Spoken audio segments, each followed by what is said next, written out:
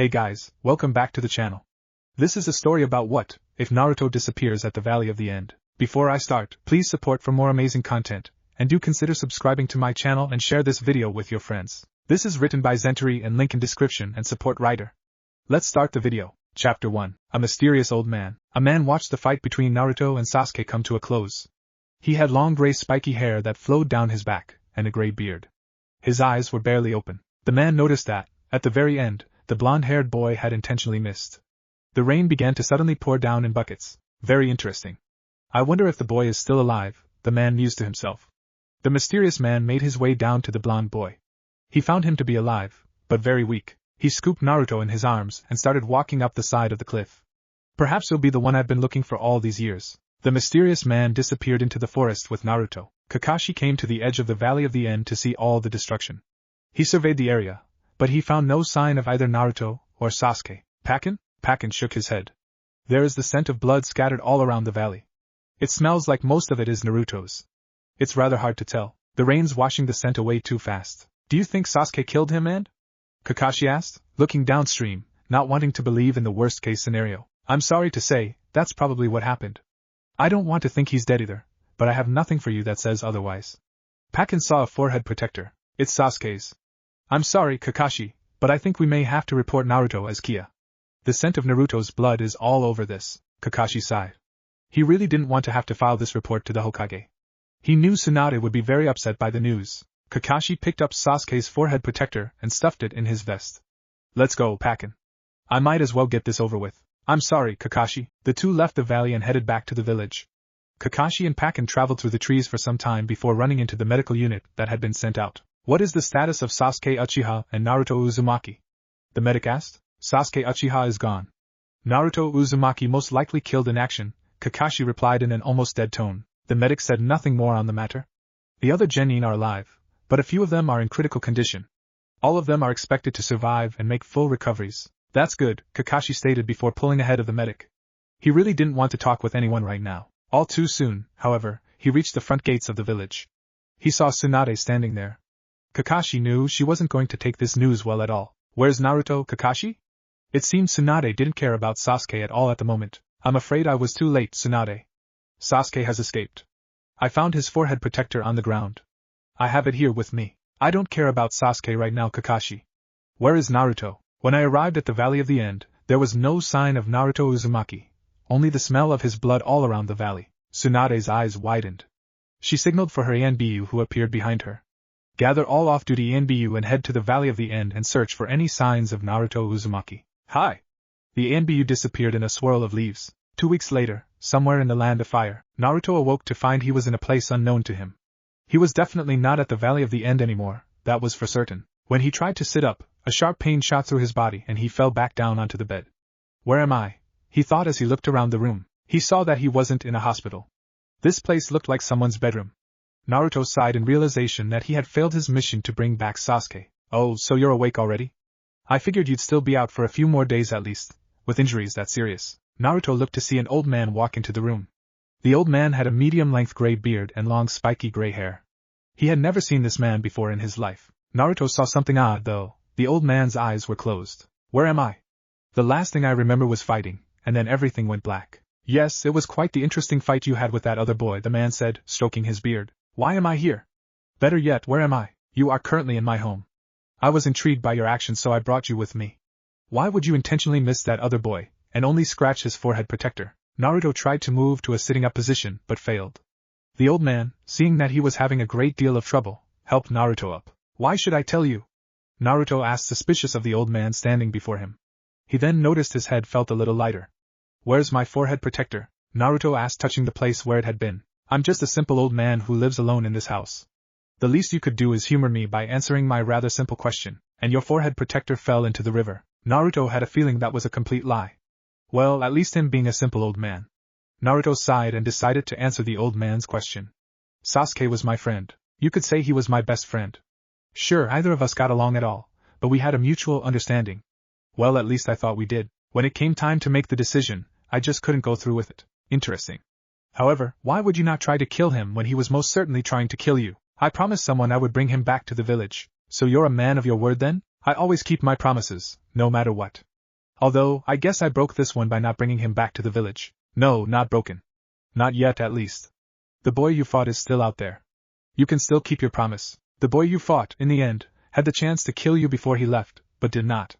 There is still the chance he can be saved and be brought back as the friend you knew. However, you will need to become much stronger than you are now to accomplish this, as I suspect the next time you two meet, he will be much stronger. How? How can I become stronger? The old man smiled and stood up. We will speak of that subject at a later time once you've rested a little more, and had time to think. The old man walked towards the door. He stopped, however, when his hand reached the door. What is your name, young one? Naruto. Naruto Uzumaki. What's your name, old man? You will find out soon enough. But now is not that time. For now just call me old man. The elderly man left the room, closing the door, allowing Naruto time to rest. Naruto sank back down on the bed till he was in a lying position. The QB seemed to be growling behind his cage. Did that mean this man was good? Naruto really didn't know, but to him, the old man seemed like a good person. Naruto was also intrigued by the old man, since he seemed to be able to see without even opening his eyes. In the Leaf Village, Tsunade sat at her desk, looking at a piece of paper. All the piece of paper required was her signature. The paper in her hands was a form that had Naruto's information on it. One part of it stated his current state of well-being. That part had Kia checked off. Tsunade had been very reluctant to sign the form until Jiraiya had told her a little bit of information. Jiraiya had talked with Tsunade earlier, and told her Naruto's name had been crossed off the active summoners list. She knew what that meant. It meant Naruto was either dead, or behind some type of barrier that prevented any form of outside tracking. Barriers like that were few and far between, and she didn't know of any in particular. Tsunade sighed and signed her name on the document. The ones who'd be hit hardest by this would be Naruto's friends. The door to her office opened. Tsunade looked up to see Naruto's friends walk in, or at least the ones well enough to leave the hospital. She had yet to tell any of them anything. They were probably impatient, and wanted news. They all stood awaiting Tsunade to say something. I'm sorry, but I don't have any good news for you. Tsunade pulled out Naruto's forehead protector and put it on her desk. That's it. That's all that's been recovered. Tsunade wasn't going to sugarcoat anything. There truly was no reason to. They were ninja, and they would lose friends eventually. That's just how things were. Shikamaru scanned the Hokage's desk with a glance and saw the form with Naruto's name on it. A little extreme to classify him as Kia, don't you think? Naruto-kun's dead? Hinata asked, her eyes widening, and her breathing becoming slightly labored. Tenten patted her on the back, trying to console her. To tell you the truth, I don't know. I never personally consider someone dead until I see a body, but everything that has been brought to my attention leads to the belief that Naruto has passed on. I hope you have more than just his headband to go on, Hokage-sama, Shikamaru stated. Tsunade sighed. She figured this would happen sooner or later. You've all seen a summoning contract scroll before, at least in a picture, correct? They all nodded. Well, a summoning contract scroll has the ability to know when a user has passed on. The fact is, Jiraiya came to me yesterday, telling me that the Toad Scroll has marked Naruto off, meaning he is no longer among the living. Isn't there a way to fool that part of the scroll? Shikamaru asked. Tsunade nodded. Yes, multiple ways, none of which Naruto could possibly know. There are very few people alive that could teach or perform said technique on Naruto. The only one I know of is Jiraiya. Tsunade sighed. The chances of Naruto being alive, knowing this, are slim to none. But if he is alive, I want him to return of his own free will, not because I had him hunted down by ENBU. Tsunade was almost 100% sure Naruto was dead, but like she said, if a body wasn't found there was always a chance. Also, saying that to his friend would at least give them that small ray of hope that he was still alive. So marking him off as Kia does that if he is indeed still alive? Shino asked, thinking about what Tsunade had said. Again, like I said, the chances of Naruto being alive are very small, and again, I never consider someone dead until I see a body, which we haven't found. Tsunade looked at Sakura, who had a dead look in her eyes. Sakura seemed to take the news far harder than anyone in the room. However, from the look in Hinata's eyes, she wasn't exactly far behind. Ino, could you take Sakura home? I think she needs a little more time to process all this. Ino nodded. Come on, Sakura. Let's get you home. Sakura didn't reply. She just let Ino guide her out of the room. The news had hit her very hard. Tenten looked at her teammate's cousin. Hinata looked lost, and not sure what she was going to do. When will the funeral be held? She asked, getting Hinata to look up. Tsunade looked at her papers, trying not to make eye contact. The funeral will be held in a few days, when the others will at least be well enough to be allowed out of the hospital for a short time. Now, if you three would leave, I'd like to be alone for a little while. Shino, Tenten and Shikamaru nodded, and left the room with Hinata. Once they were gone, Tsunade decided it was time to call out the one who had been listening in on the conversation. Come out, Gaara. I know you're there. Gaara appeared in front of Tsunade's desk in a swirl of sand. I take it you heard everything? He only nodded. Will you be staying for the funeral? Yes, I'll be staying for the funeral. Suna won't fall apart in just one more week. Gaara said a week because it would be a few days till the funeral, then it would take him another 3 days to get back to Suna. Naruto really changed you, didn't he, Gaara? Naruto Uzumaki showed me that there was still light at the end of the tunnel for me. The least I can do is pay my respects at his funeral. Gaara made his way to the front door of Tsunade's office. Just as he was about to leave, he spoke once more. If any Suna ninja finds one Sasuke Uchiha, he will be dispatched with extreme prejudice. His Kekkai Genkai will be incinerated, and his body left to rot. Gaara opened the door and left. Shikamaru had just parted ways with Shino, Hinata and Tenten. He had asked if Tenten needed help with Hinata, but she declined, saying she could handle this. Shikamaru never in his wildest imagination thought Naruto would die. He had beaten Gaara of the desert and Neji. It just didn't add up how Sasuke had beaten and killed him. He knew the Hokage had said something about him being alive. He however knew that was just something she had said, so he and the rest of Naruto's friends at least had some hope he was still alive. Yo lazy. Shikamaru turned to see Temari. Wow, you look like the world just crashed down around you, she said, getting a look at his downtrodden face. Do I really look that miserable? Yeah, you look like hell. Temari had a thought. Come on. Let's get something to eat. Temari walked by and grabbed him by his vest as she did. Shikamaru didn't protest. He just allowed himself to basically be dragged by the rather hot Suna Kunoichi. Shikamaru hoped that Ino and Tenten were at least getting through to Sakura and Hinata. Come on, Hinata. At least take a bite out of it, Tenten asked. Hinata was staring at a cinnamon bun, poking it with a fork. What would Naruto want you to do? I don't know, she began to speak. I just don't know what to do right now. I mean, well, I'm not sure what I mean. A few tears fell on the cinnamon bun in front of her. Hinata, do you really think Naruto would die that easily? Tenten asked. I mean, he beat both Neji and Gaara in the same day. I'm pretty sure Naruto can survive one round with Sasuke. Tenten drank some of her tea. I mean, really, Naruto is far too stubborn to die before he becomes Hokage. At least that's what he kept saying he was going to do. Tenten was putting on a face for Hinata, like everything would be alright. However, she, herself, truly didn't believe it either, but she needed to do something to turn Hinata's mood around, even if just a little. A small smile appeared on Hinata's face. Tenten was right. Naruto was just too stubborn to die. He was probably just off training somewhere, and he would come home eventually. Well, at least that's what she wanted to believe. You're right. Of course I am. Tenten is always right, she said, referring to herself in the third person. Now eat your cinnamon bun. I didn't buy it for you just so you could waste it. Hinata started to eat her treat that Tenten had bought her. Tenten's words had not stopped the dread in Hinata's heart, but they had at least lightened her mood for the time being. Ino and Sakura had just arrived at Sakura's house. Look, Sakura, we're at your house, Ino said, seeing if she could get a reaction. Ino got a small reaction from Sakura, but it wasn't much. Ino sighed and knocked on the door. Sakura had been a nervous wreck ever since Naruto and Sasuke didn't come back. Now that Naruto is marked officially as Kia, Sakura just lost it. Ino hoped her friend would recover. As soon as the door opened, and Ino saw Sakura's mom, she told her everything that had happened. Sakura's mom leaned down and hugged her daughter. Thank you, Ino, for bringing her home. Of course. I'll be by later today and tomorrow to check on her. Thank you, Ino. Ino nodded and walked off.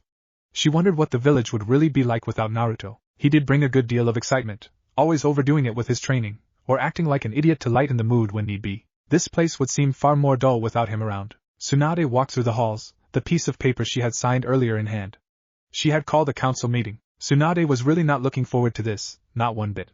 She walked through the doors and into the council chambers. Why have you called a council meeting, Tsunade? Danza asked. Tsunade ignored his question and began to speak. I have officially marked Naruto Uzumaki off as killed in action. There was a silence throughout the room. Why would any of us care? Danza asked arrogantly. Because he will be honored as a hero of the village. I just thought you would all like to know that. That demon brat a hero? Never. One of the civilian council shouted.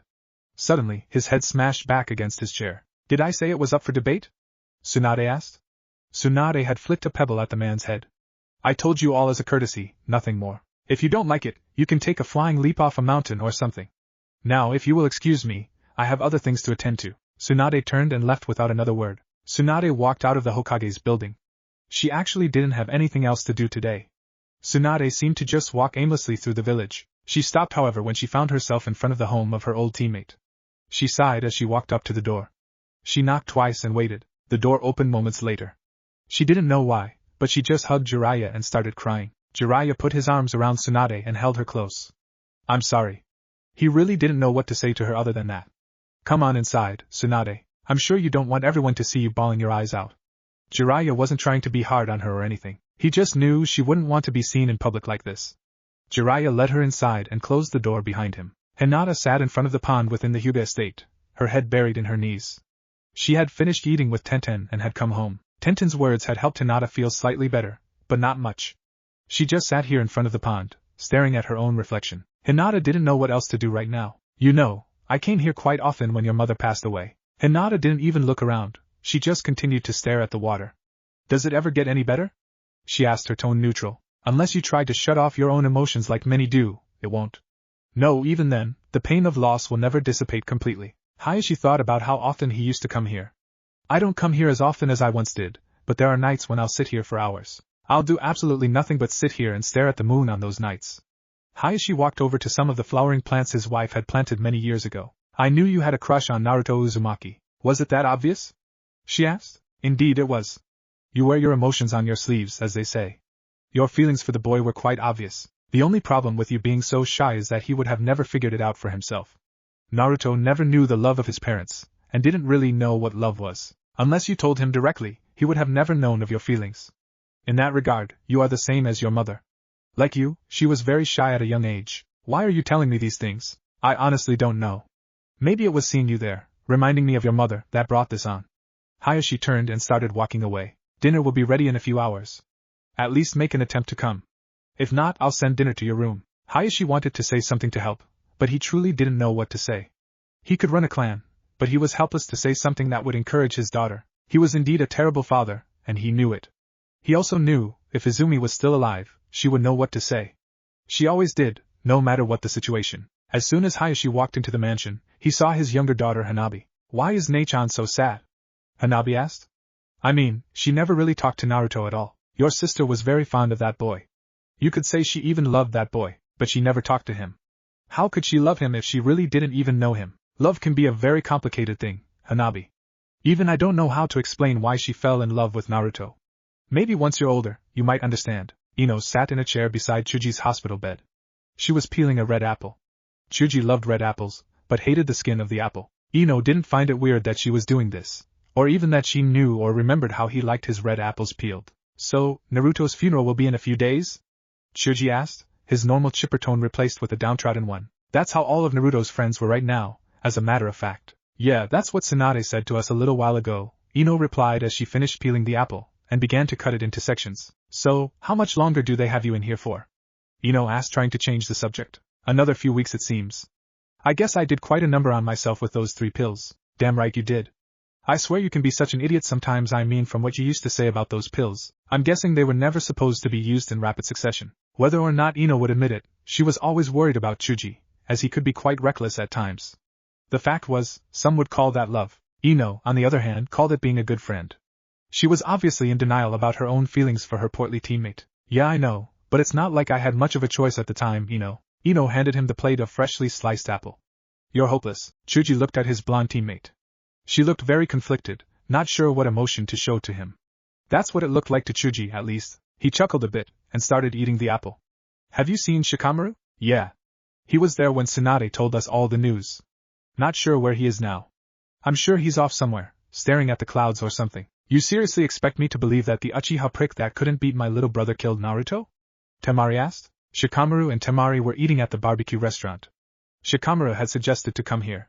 The two had just finished eating. Look, I don't want to believe it either, but that's what everything leads to. If you don't want to believe it, then just don't. I mean, you said they never found a body or anything.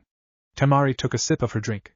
Chances are he's alive and well. That's at least what my brother is thinking right now. Now stop looking all pathetic. I hate pathetic guys. So you and your brothers will be staying for the funeral? Shikamaru asked. Yeah. I'm sure Gaara has already adjusted his plans for it. I see. Well, I should get going.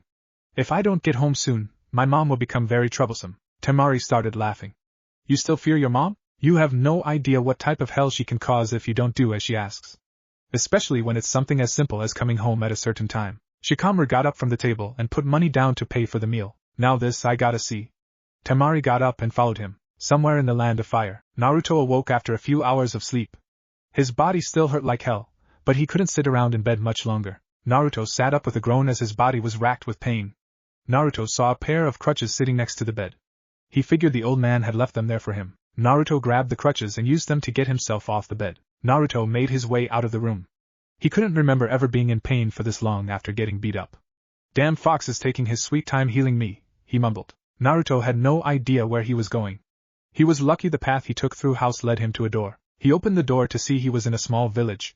Naruto was unsure of how big it was, but if he had to guess it couldn't hold more than a few hundred people. He looked around to see the old man with a bunch of small children that looked to be around 5 or so years old. You want to see that trick again? He asked them. All the children started acting excited. The old man clapped his hands together, and trees sprouted from the ground and formed duplicates of all of them. The children cheered in excitement. Now you all run along, I have things I need to do today. The wooden copy sank back into the ground. The children ran off to get back to their homes. I see you're up and about, Naruto. I hate sitting around in bed. I see, that's another thing I like about you. And what do you mean see? You're looking in the opposite direction. The old man turned around. And your eyes are still closed. Naruto was a bit annoyed. How exactly do you see me? Also, how did you do that? One does not need to have their eyes open to see what is before them. Well, that was a bit cryptic, Naruto thought. Well, anyhow, you still didn't answer my second question. Stay here and I will teach you how to do that, and so much more. Why should I trust you? Tell me, Naruto. What is the fox sealed inside you doing right now? Naruto's eyes widened.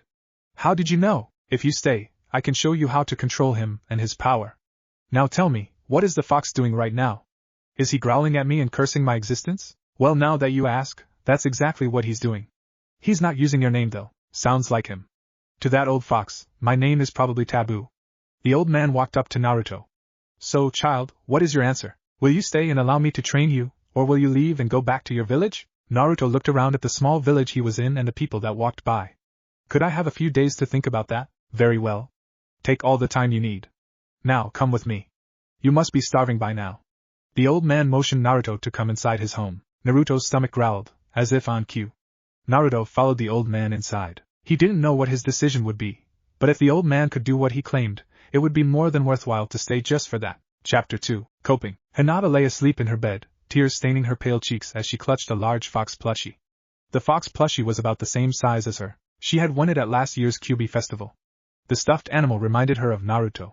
How exactly? A few years ago, she had overheard her father and the third Hokage talking about Naruto's condition. They never said he held the fox aloud, but from what they said, she only had to put 2 and 2 together to figure it out. Last night, once Hinata had gotten back to her room, she cried herself to sleep, clutching the oversized stuffed animal. All day yesterday she, for the most part, held her emotions back like a good Hyuga should. However, once she got back to her room, she let it all out. Hinata finally woke up when someone knocked on her bedroom door. "Nei-chan, it's time for breakfast. Go away, Hanabi." "I'm not hungry," Hinata replied to her baby sister. "But, I said go away!" Hinata yelled. Outside of Hinata's room, Hanabi stood at the door. Hinata had never yelled at her before, not for anything. "I told you your sister would not leave her room." Hanabi turned around to see her father standing almost directly behind her. "She yelled at me," Hayashi sighed. He really wasn't sure what to say to her. That's the way things are, just didn't sound right. "Come, Hanabi. Breakfast is about to be served." The only thing Hayashi knew to do right now was to give Hinata space. Hayashi knew his daughter would sort things out herself. If she could take the amount of abuse she has over the years from her family, she could deal with this. That was at least what he thought. Hanabi and Hayashi made their way to the dining room. The food was being brought out just as they were about to sit down. The elders were all seated at the large table. There were 3 spots at the head of the table open. Those spots were reserved for the head of the family and his daughters. The fact was, the elders never ate breakfast with the head of the family. That was unless they wanted to speak to him about something important. Hayashi had a feeling for once in a great many years he would lose his temper. "Hanabi, eat in the other room. It seems the elders have something to talk to me about." "Yes, father," Hanabi replied. She answered without question because she knew she didn't have a choice in the matter. Hanabi grabbed her plate and walked into the other room. Hayashi sat down in his seat at the head of the table. "Now tell me, why are you all here?" Hayashi noticed several elders were eating while a majority weren't. From that he could tell a majority were wanting to talk while the others were just there because they had to be. Hayashi picked up his cup of tea and took a sip. One of the elders cleared his throat before speaking. "We have come here to talk about your eldest daughter." "All right, what about her?" Hayashi asked calmly. "The majority of us find her current state unacceptable and unfitting of an heiress of the Hyuga clan." Hayashi remained silent, his grip on the teacup tightening. "We also believe her crush on the now deceased Naruto Uzumaki to be completely unacceptable. The fact that she had fallen for that cursed child means she is not suited for being a leader of this clan. Also, her timid nature." The teacup shattered in Hayashi's hand and the entire room instantly stopped whatever they were doing or saying. Hayashi slowly removed the pieces of cup off himself and onto the table, while wiping up the mess. The elders all remained unmoving and silent as he did this. Hayashi glared at the man named Toshi, who had been speaking. The majority of you in this room that are with Toshi are a disgrace to this clan. My daughter is who she is, or more so who we made her by doing nothing but berating her for not being the best at everything. None of you will speak of her as if she is a lower creature because of it. Hayashi's voice began to grow louder as he talked. My eldest daughter is not subject to your rules, but mine alone. My daughter will like who she wishes and date who she wants regardless of your opinion of them. Of course, that's as long as I approve of them. Now if you speak ill of Naruto Uzumaki again, I will inform Tsunade Senju, and let her do as she pleases. He is a hero of this village, who was instrumental in our fight not long ago during the Chunin exams. Tomorrow he will be honored as such at his funeral. All of you disgrace yourselves and our clan for speaking about one who gave everything for this village and never asked for anything other than some respect in return. Also, if you refer to him as a cursed child again, I will crush you. This will be the only warning I will be giving you. Am I understood? Hayashi received no reply. Good. Now get out of my sight. The majority of the elders left. They were all shocked at Hayashi's outburst. The last time he raised his voice like that and lost his temper was when his wife had died. A branch member walked into the room just as the elders exited. Hayashi-sama, Niji's teammate Tenten, has just arrived at the compound. Very well. Have her wait in my study. I'll be there shortly. As you wish. The branch member exited the room. If you will excuse me. The remaining elders nodded. Hayashi stood up and walked out of the room. In the next room, he saw his youngest daughter eating. Hanabi, if you wish to eavesdrop, try to do so without being noticed, Hayashi said as he walked by her. Hanabi's face reddened a little. The fact was, she had been eavesdropping. She had only just gone back to her food once the talking was over. Even without his Byakugan activated, her father had noticed her. Hayashi walked swiftly down the hallway towards his office. He was sure Tenten was already waiting for him. He walked into his office to see Tenten was indeed already there. Hayashi said nothing as he made his way to his desk. Now Tenten, why exactly are you here this early in the morning? I just thought you'd like to know that Niji will be let out of the hospital soon. Excellent. He was glad his nephew would be getting out of the hospital soon. Out of the 3 that were hospitalized, he and Shuji had been the worst off. I take it you've told him the current state of things? I have, she replied. How's Hinata doing today? Tenten was quite concerned about Hinata, as she wasn't exactly taking it well yesterday. My eldest daughter has currently locked herself inside of her room. I honestly don't know what to do other than let her have the time alone. Izumi was always the one who knew what to say during times like this. Hayashi talked causally with Tenten, which was unlike him. Well, she'll come out when she's ready, I'm sure, Tenten replied. I'll take my leave. I'm supposed to get Niji some food, seeing as the hospital food will probably kill him. Tenten was, of course, using that as an excuse to bring Niji food. Tenten then stood up, bowed, and walked out of the room. Hayashi leaned back in his chair and stared up at the ceiling, a multitude of thoughts rushing through his mind. Tomorrow certainly isn't going to be any better than today, he mumbled to himself. Kakashi Hatake was currently entering his second bar of the day. You would think it would only be his first, considering what time of the day it was. However, ever since Naruto was classified as Kia, he had gone drinking. Even before Naruto was put on the list of killed in action, he had been doing light drinking and completely neglecting his duties. Currently though, he was just getting completely hammered. Kakashi had just sat down after getting a bottle of sake from the bartender. Here's to another failure, he said, chugging half the bottle in one go. Kakashi was in the west side of Konoha, where the really crummy bars were located. Of course, he didn't care about that at all right now. Another toast to my latest batch of failures, he said aloud, chugging the rest of the bottle. Kami, you look like hell, Kakashi. Kakashi looked up to see Kurenai Yuhi standing in front of him. Well, if it isn't the extremely sexy Kurenai Yuhi. Come, sit, have a drink with me, he said, pointing to the chair. Sorry, Kakashi, but I'm here to get you home. Now why would you want to do that?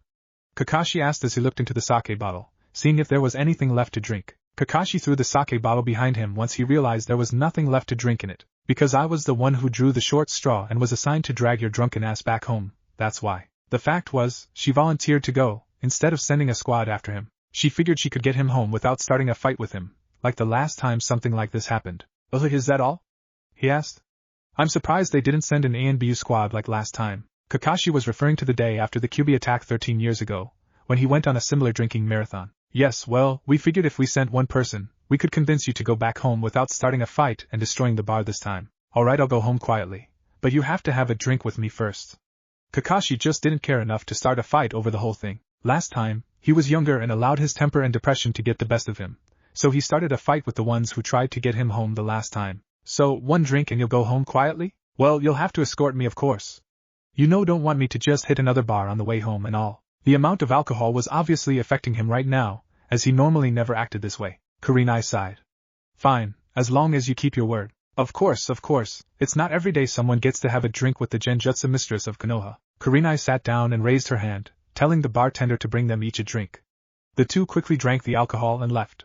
Kakashi did exactly what he had said, one drink, and they were out of the bar. The two walked down the street, either of them saying anything. Soon enough, they arrived at Kakashi's house. About halfway home, Kakashi had about tripped on himself, so Kurenai had to help him the rest of the way. The two made their way inside of Kakashi's home, and Kurenai helped Kakashi onto the couch. Well, Kakashi, I guess I'll be going now, she said, turning away. Kakashi grabbed her wrist gently. Would you mind staying for a little while? He asked. Right now I could use the company. Kurenai looked at him. Kakashi looked utterly pathetic. She found herself unable to say no to him right now. She sat down next to him on the couch. It's funny. Every time I try and get close to someone, they end up dying on me. That's not true, Kakashi. What about Guy, Asuma, and Irika? To be honest with you, I only know them because of my profession. I don't know them as well as you think. Why do you think I always ignore Guy, other than the fact he's just weird? Kakashi decided, in his drunken state, to tell Kurenai about the people he actually had gotten close to. I had finally gotten to like Obito, and even considered him my friend. About an hour after that, he died. Rin, my other teammate, I had finally opened up to and asked out on a date. We were supposed to have it after she came back from her mission. Well, she came back, just in a body bag. My sensei as well. Kakashi thought about that for a moment. Well, he didn't die right after I got close to him, and I considered him a friend and father figure, but he died all the same. Even his son. I tried to not get close to Naruto in the beginning, but after the Chunin exams, I made an attempt, and his teammate decides to kill him. Sasuke probably killed him with the jutsu I taught him. Kakashi thought about what he had just said about Sasuke. Is that some kind of irony? Wait, Naruto is everything Kakashi had said just left Kurenai's mind as she fixated on what he had said about Naruto's parentage. Yep, Naruto Namikaze. Do keep that to yourself until tomorrow. You know, Kurenai, I had always wanted to get to know you better, but like I said, everyone I get to know well tends to die. I'm just a cursed individual, that's all. Kakashi began to sway until he fell to the side, his head landing on Kurenai's lap. Kurenai looked down at the passed out Jounin. She figured the alcohol finally hit home. Kurenai felt sorry for Kakashi. She really did. He'd gone through so much in his life. She had never seen him like this before. To her and the rest of the village, Kakashi was one of the very best. He had no weakness, at least that's how he was seen by most. However, right now that was certainly not the case. Kakashi was only human, and that was truly showing right now. I guess it wouldn't hurt to stay until he sobers up, Kurenai thought. Kurenai ran her fingers through Kakashi's spiky hair. Shikamaru sat at the table with his father. The two ate in silence. Temari had spent the night at the Nara estate when Shikamaru's mother insisted. The two of them hit it off right away. They were so alike, it was scary. It certainly scared Shikamaru and his father. Shikaka put his fork down. I admit, she's quite the looker, son. However, couldn't you have at least found someone that didn't act exactly like your mother? What are you talking about? She just followed me home. We aren't going out. Not to mention, she's way more trouble than she's worth, and she's just as bossy as Mom, Shikamaru said in an annoyed tone. He says that now, but that's exactly how it starts. It's always the bossy ones that we Nara men have to fall for. I mean, seriously, if we didn't, we'd probably die from starvation because we're too lazy to cook, Shikaka thought. He knew there would be a little difficulty dating a ninja from another nation, as it has only ended in disaster for people in the past. Temari and Yoshino came into the room, giggling about something, most likely at Shikamaru's expense. Yoshino sat down at the table next to her husband, while Temari sat next to Shikamaru. Having fun, are we? Shikamaru asked while sipping his tea. You have no idea, she replied. You were a really cute kid. Shikamaru glared at his mother. Don't give me that look, Shikamaru. You could have actually made the attempt to stop me from showing her. What did you think all the laughing was about? Embarrassing childhood stories, Temari chimed. It's official, I'm in hell, Shikamaru mumbled. With Naruto. Naruto had finally woken up. I wonder what time it is. It's noon, the old man said, appearing right beside the bed. Naruto jumped out of bed, landing on his feet. He doubled over in pain seconds later. What the hell is wrong with you, old man? Naruto yelled as he stood back up. Well, last time I checked, I didn't find anything, he replied. Anyhow, come, it's time to eat. The old man turned and walked out of the room. Naruto grumbled as he made his way out of the room. Damn old man, scaring me when I'm still half asleep. Naruto walked into the dining room of the old man's house to find a woman that looked to be in her early 20s, sitting at the table with the old man. She had long, dark green hair and eyes of the same color. She was quite the looker. I thought you lived alone, old man, Naruto commented as he rubbed the sleep from his eyes. Oh, I do. It's just Asami here comes by from time to time to keep me company. Naruto sighed as he sat down at the table. So, old man, you ever going to open your eyes or tell me who you are? All things come to those who wait, Naruto. I'll take that as a no. Naruto sighed again and ate the meal that was in front of him. Back in Konoha, Ino walked down the street with Sakura.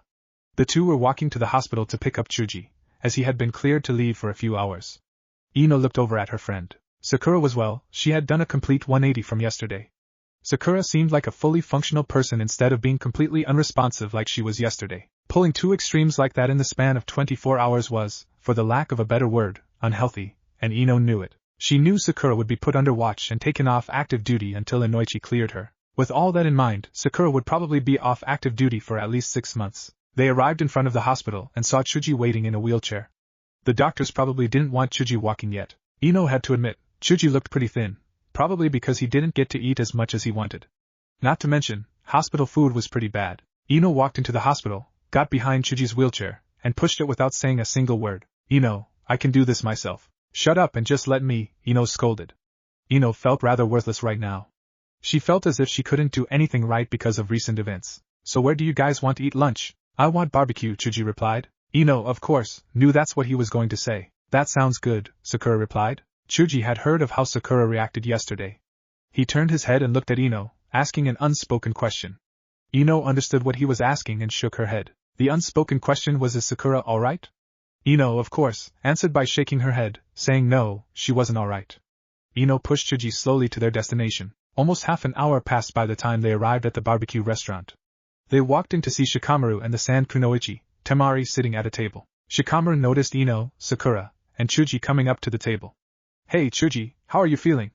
Shikamaru asked. Hungry, he replied simply. Well, you do look pretty thin, he said, looking at how thin his friend was. Ino pulled Chuji up to the side of the table, while she and Sakura sat down on the other side of the booth from Temari and Shikamaru. So how's she doing here? Ino asked. She won't stop following me, Shikamaru replied in an annoyed tone. I've got nothing better to do right now than annoy your lazy ass, she retorted. Not to mention, you probably like the attention from someone like myself, Shikamaru grumbled in annoyance. He was a verbal punching bag during breakfast this morning at his home. So, where's Hinata? Ino asked. Temari and I ran into Tenten a little earlier. She told us Hinata had locked herself in her room, but that was this morning. OHIC. Ino replied. Hinata sat in Niji's hospital room, after she had finally decided to leave her room. Tenten had left shortly before she had arrived. Nothing had been said between the two cousins since Hinata had arrived. Niji looked over at Hinata, who just looked plain lost. Do you really think he's dead, Hinata? What Niji had said grabbed Hinata's attention. Naruto beat both myself and Gaara in the same day. Do you really think Sasuke, of all people, could have killed him when Gaara and I couldn't? Niji's tone was dead serious. He believed Naruto was still alive, as his mind couldn't understand how Sasuke could have killed Naruto. Tell me, Hinata. Hinata couldn't meet his gaze. She just stared at the floor. I don't know. If you don't know, then just don't believe he's dead. Just believe he will come back someday once he's ready. But Tsunade said. She said they couldn't find a body. Niji sighed. Hinata, you told me once you believed in Naruto. Just believe in him now. Hinata looked into Niji's eyes. She saw no hesitation in them. He truly believed that Naruto was still alive. I want to believe that Naruto's still alive, she mumbled. Then believe it, as Naruto would say. Hinata smiled a bit. She wasn't sure if Niji was right or not, but she really wanted to believe Naruto was still alive, and she was grateful for his words. The door to the hospital room opened, and Tenten walked in with a late lunch for both Niji and herself. She walked over and set down the food on the table, not even noticing Hinata was in the room. Tenten looked over, finally noticing Hinata's presence in the room. Oh, Hinata, I didn't realize you were here. I thought you were still locked in your room. Feeling better now, I take it? Yes, thank you, she replied. Well, you might as well eat with us. I brought more than enough for 3 people. Tenten handed Hinata and Niji some food. The trio sat in silence as they ate the lunch Tenten had brought. Tsunade had just recently arrived in her office. She noticed Shizen was kind enough to take care of things until she arrived today. She had spent last night at Jiraiya's place. Tsunade was honestly amazed he hadn't tried to take advantage of her last night. Speaking of Jiraiya, he currently sat on one of the many windowsills in the Hokage's office, just staring out over the village. He truly looked miserable right now. Well, both of them were quite miserable. Tsunade looked up at the clock. It was already 2 in the afternoon. Tsunade stood up from the chair and walked over to the window Jiraiya was at. It seems it's rather mixed on how well Naruto's friends are taking this all. Jiraiya finally spoke. Yeah, some are of the opinion he's still alive, while some are sure he's dead, and the rest just don't know what to think. I'm sure Sakura thinks Naruto's dead, from her reaction yesterday. I think Hinata's on the fence about what she believes. I doubt either Niji or Gaara think he's dead. The others, I'm not really all that sure about. Just then, they saw a good amount of Naruto's friends walking down the street. Tsunade paid special attention to Sakura's state. It seems Sakura pulled a 180 from yesterday. Well, right now, she doesn't have a team, so you can have her see Inoichi until he clears her for active duty, Jiraiya stated. Not to mention you should train her, Hinata, and Ino to be medics. I mean, that would probably be the wisest course of action right now. Tsunade sighed, sitting down next to Jiraiya. You're probably right. He was so young, Jiraiya said suddenly. Then he put his arm around her waist, pulling her closer. I know, far younger than both his parents. Tsunade had said she didn't believe anyone to be dead until she saw a body. However, that was only for the sake of Naruto's friends. She and Jiraiya were veterans. They had lost more than their fair share of friends over the years, and it was much easier for them to accept that someone was dead. Now, just because they had gone through it so many times, didn't mean it was any easier for them to deal with. The two sat there in complete silence. Kiba and Shino were walking down the street. The mood of the village right now seemed rather depressing. Kiba had just been let out of the hospital this morning, and had spent most of his day at his clan's compound. He had only left about 30 minutes ago to meet up with Shino. So, how was Hinata last time you saw her? Kiba asked, concerned about his teammate. Last time I saw her, she wasn't taking it too badly, Shino replied. I honestly have my doubts he's dead. If the Hokage says he's dead, he's dead. I'm not going to keep myself up at night wondering, Kiba stated. What Kiba said was rather cold-hearted, but that's just how he was raised. Kiba had actually grown to like Naruto more after he lost to him in the prelims, albeit it was a rather odd method. The fact that Naruto beat Neji in the third part of the exams meant Kiba just didn't stand a chance, and in Kiba's family, strength was respected. I'll be going now, Kiba. I need time to think about things. Yeah, same here, Shino. I'll see you whenever. The two members of Team 8 parted ways and headed towards their homes. With Naruto, Naruto sat with the old man on the front porch of the old man's home. He hadn't noticed before, but the house was up on a small hill, making it higher than the other buildings. You were saying yesterday about making a promise to someone. May I ask who that person was? The old man suddenly spoke. Her name was Sakura. She was on my Genin team, Naruto replied. Oh, a girl, I see. Did you have feelings for this girl? I thought I did. I wasn't sure what those feelings really were. Well, I am still not sure what those feelings were. I just know she would never love me. I finally understood that when she begged me to bring Sasuke back. I see. So, did Asami leave? Naruto asked. She did. Asami comes around every so often to check up on me. Of course, the children of this small village come around often and ask me to do tricks. Yeah, that thing you did yesterday. Naruto was truly curious as to how the old man did that. That reason among others was what was keeping him around. Naruto really wanted to know how and why. I do that and many more things. I'm sure if you stick around you'll see what those things are. So, Naruto, what will you do if you ever see Sasuke again? Naruto looked down at the ground in front of him. I don't know. Right now I just don't know what I'll do. He tried to kill me, he really did, but I've never broken a promise before. Then don't. Be a man of your word to the very end. Why should I trust you, old man? The old man thought about that for a moment before responding. Now that I think about it, I guess there is no reason you should trust me. However, if I was going to try something, I would have done it long before now. Then again, it's really up to you to decide what you wish to believe. I really don't know what to believe anymore. I suppose that's understandable. The two sat in silence as they watched the families in the small village go about their daily lives. Naruto couldn't help but wonder what it was like to have a family. He had never really had one himself, so he had always been curious about what it was like. The old man sensed Naruto's longing for what he was seeing in the village before them. Let me ask you, Naruto. Is there anyone back where you live that would miss you? What do you mean? Naruto asked. If they thought you were dead, would you be missed? Naruto had to think about that for a moment. Naruto thought that question was odd, but answered it anyhow. Well, I guess there would be a few people who would miss me. I mean, there probably wouldn't be a huge turnout at my funeral if that's what you're asking. The old man stood up. Well then, let's go. Naruto cocked an eyebrow. What do you mean, let's go? The old man smiled. Why, to see your funeral, of course. Chapter 3. One can't be late for their own funeral. Massive, black, almost unnatural-looking clouds hung over the village. However, that fit the current mood of the village. The sky looked as if it was about to unleash downpour on the village hidden in the leaves. Hinata was getting ready for the funeral. She looked across the room at some of the pictures on her desk. One in particular caught her attention. The picture had the 3 rookie teams in it. Kurenai, her sensei, had made her stand next to Naruto.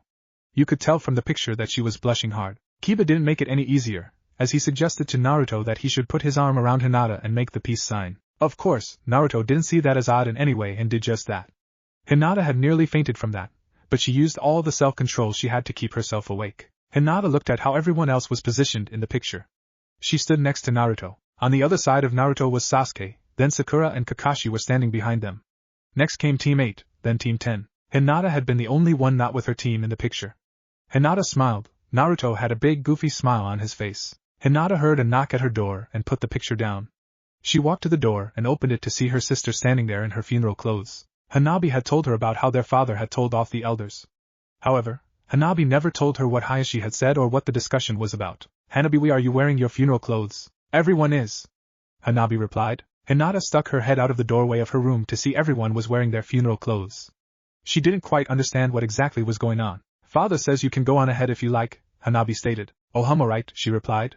Hinata wasn't sure what was going on, as her father hadn't spoken to her since the other day. Well, I'll be going then, Hinata said, as she was supposed to meet everyone else and head to the funeral. Hinata left her sister and walked down the hallway to find Niji and Tenten waiting for her. Ready to go, Hinata? Tenten asked. I guess so, she replied. None of them were really ready to attend Naruto's funeral. Even if they didn't truly think he was dead, there was still that small part of them that believed it. Shikamaru sat on one of the several stools at Ichiraku's. Temari sat next to him. The two were waiting for everyone else. Shikamaru looked to the Suna Kunoichi that sat beside him. Temari looked slightly depressed. He couldn't blame her, as today was really depressing. Ayam and Tuchi were wearing black for the funeral. They were in the back just cleaning things up. They didn't plan on cooking or selling any ramen today. So, where are your brothers? Shikamaru asked. They should be here soon enough. I'm sure Gaara wouldn't miss something like this, she replied. So many people are dressed in black, she observed. Shikamaru looked around. Yeah. I wasn't expecting anyone to really care about the funeral, but in this instance, it seems I'm wrong. Shikamaru was surprised to see everyone dressed in their funeral attire. Well, this won't be the last time you're wrong about something, she replied. Probably, he replied with a shrug of his shoulders. Temari and Shikamaru noticed Ino, Chuji, Kiba, Sakura, and Shino walking up to them. You guys notice everyone's wearing black? Shikamaru asked. Yeah. Anyone else find it odd? Kiba asked. Agreed. I find it weird they all suddenly care about Naruto's death, Shino said, adding to the conversation. Why would you find it weird? A voice asked from behind them. Everyone turned to see Gaara and Kankuro walking up. What do you mean? Shino asked. Naruto has done many things in such a short time, Gaara began. He has fought with Zabuza Momochi and survived. During the exams he fought me and won, and from what I hear, after that, he faced Orochimaru and Kabuto when searching for Tsunade Senju, and on his last mission, he went to bring back one Sasuke Uchiha, who left without permission. Naruto is a hero of this village, who gave everything for it, and these people seem to finally realize that. However, they are a tad too late, as they should have realized it before now. Everyone silently agreed with what Gaara had said. Sure, none of them had been the greatest of friends to Naruto over the years. However, they all had at least acknowledged him as a person and for his skills as a shinobi, no matter how odd or unorthodox he was at times. The last of Naruto's friends had arrived, meaning Hinata, Niji, Tenten, and Lee. Looks like everyone's here, Shikamaru stated. We'll be off, Tuchi said. Tuchi and Ayam were both saddened by the news of Naruto's death. He was their favorite customer. Naruto was always so bright and full of energy when he came around to eat. Of course, with the news of his death, that bright light in their lives was gone. Well, we all might as well go too, Hinata said. The Leaf Genin, the Sand siblings, and the owner of Ichiraku and his daughter left and headed towards where the funeral would take place. Naruto stood beside the old man on a rooftop nearest to where the funeral proceedings were taking place. The old man had used some type of jutsu on Naruto to change his appearance. The jutsu wasn't like any normal transformation jutsu, it actually changed Naruto instead of it being merely an illusion. Naruto was just watching what his friends were doing, which was staring at a picture of him. So many people. Naruto was stunned by how everyone had showed for his funeral. He wasn't just talking about his friends either. Naruto was talking about how it seemed like every villager and ninja currently inside of the village was wearing black and lining up on the rooftops and down in the roads below. Different from what you expected? The old man asked. Very, was Naruto's reply. It's interesting, isn't it? What are you babbling about now, old man? Naruto was getting irritated with the old man. He would switch from cryptic to blunt, and well, the guy was just weird. You always thought they hated you because they knew what was inside of you, but it seems they have more than enough respect to show up for your funeral. Maybe they realize you weren't the Kyuubi, but truly a hero, or they are just hoping that by this act, they won't be sent to hell for their own past transgressions. Naruto looked around at the villagers standing near them. It was like they didn't even hear anything that the old man had just said. Had the old man performed some sort of illusion? Naruto wasn't really sure. All he knew was the old man had done something. I'd like to think people are better than that, Naruto replied. Naruto was referring to the last part of the old man's little rant. Yes, I suppose we all have that desire. The old man turned his head from side to side. It seems like the funeral is about to begin. I suspect you will learn things about yourself soon that you never thought would be true. Naruto looked at the old man, wondering what he meant by that. The old man obviously knew something but wasn't about to say what it was. Naruto's attention turned to Tsunade, who had begun to speak. Tsunade looked around. She was pleasantly surprised by how many showed for Naruto's funeral. Just because he was being honored as a hero didn't mean anything to many people. The Hyuga, for instance, were rather prideful and stuck up at times. She really hadn't expected them to show for Naruto's funeral. Yet they had, like all the other clans. Tsunade looked at Jiraiya, who stood beside her, then cleared her throat and began to speak. First of all, I thank all of you for coming and showing your respect for my adopted grandson. Tsunade had actually filled out the papers just before he had left on his last mission.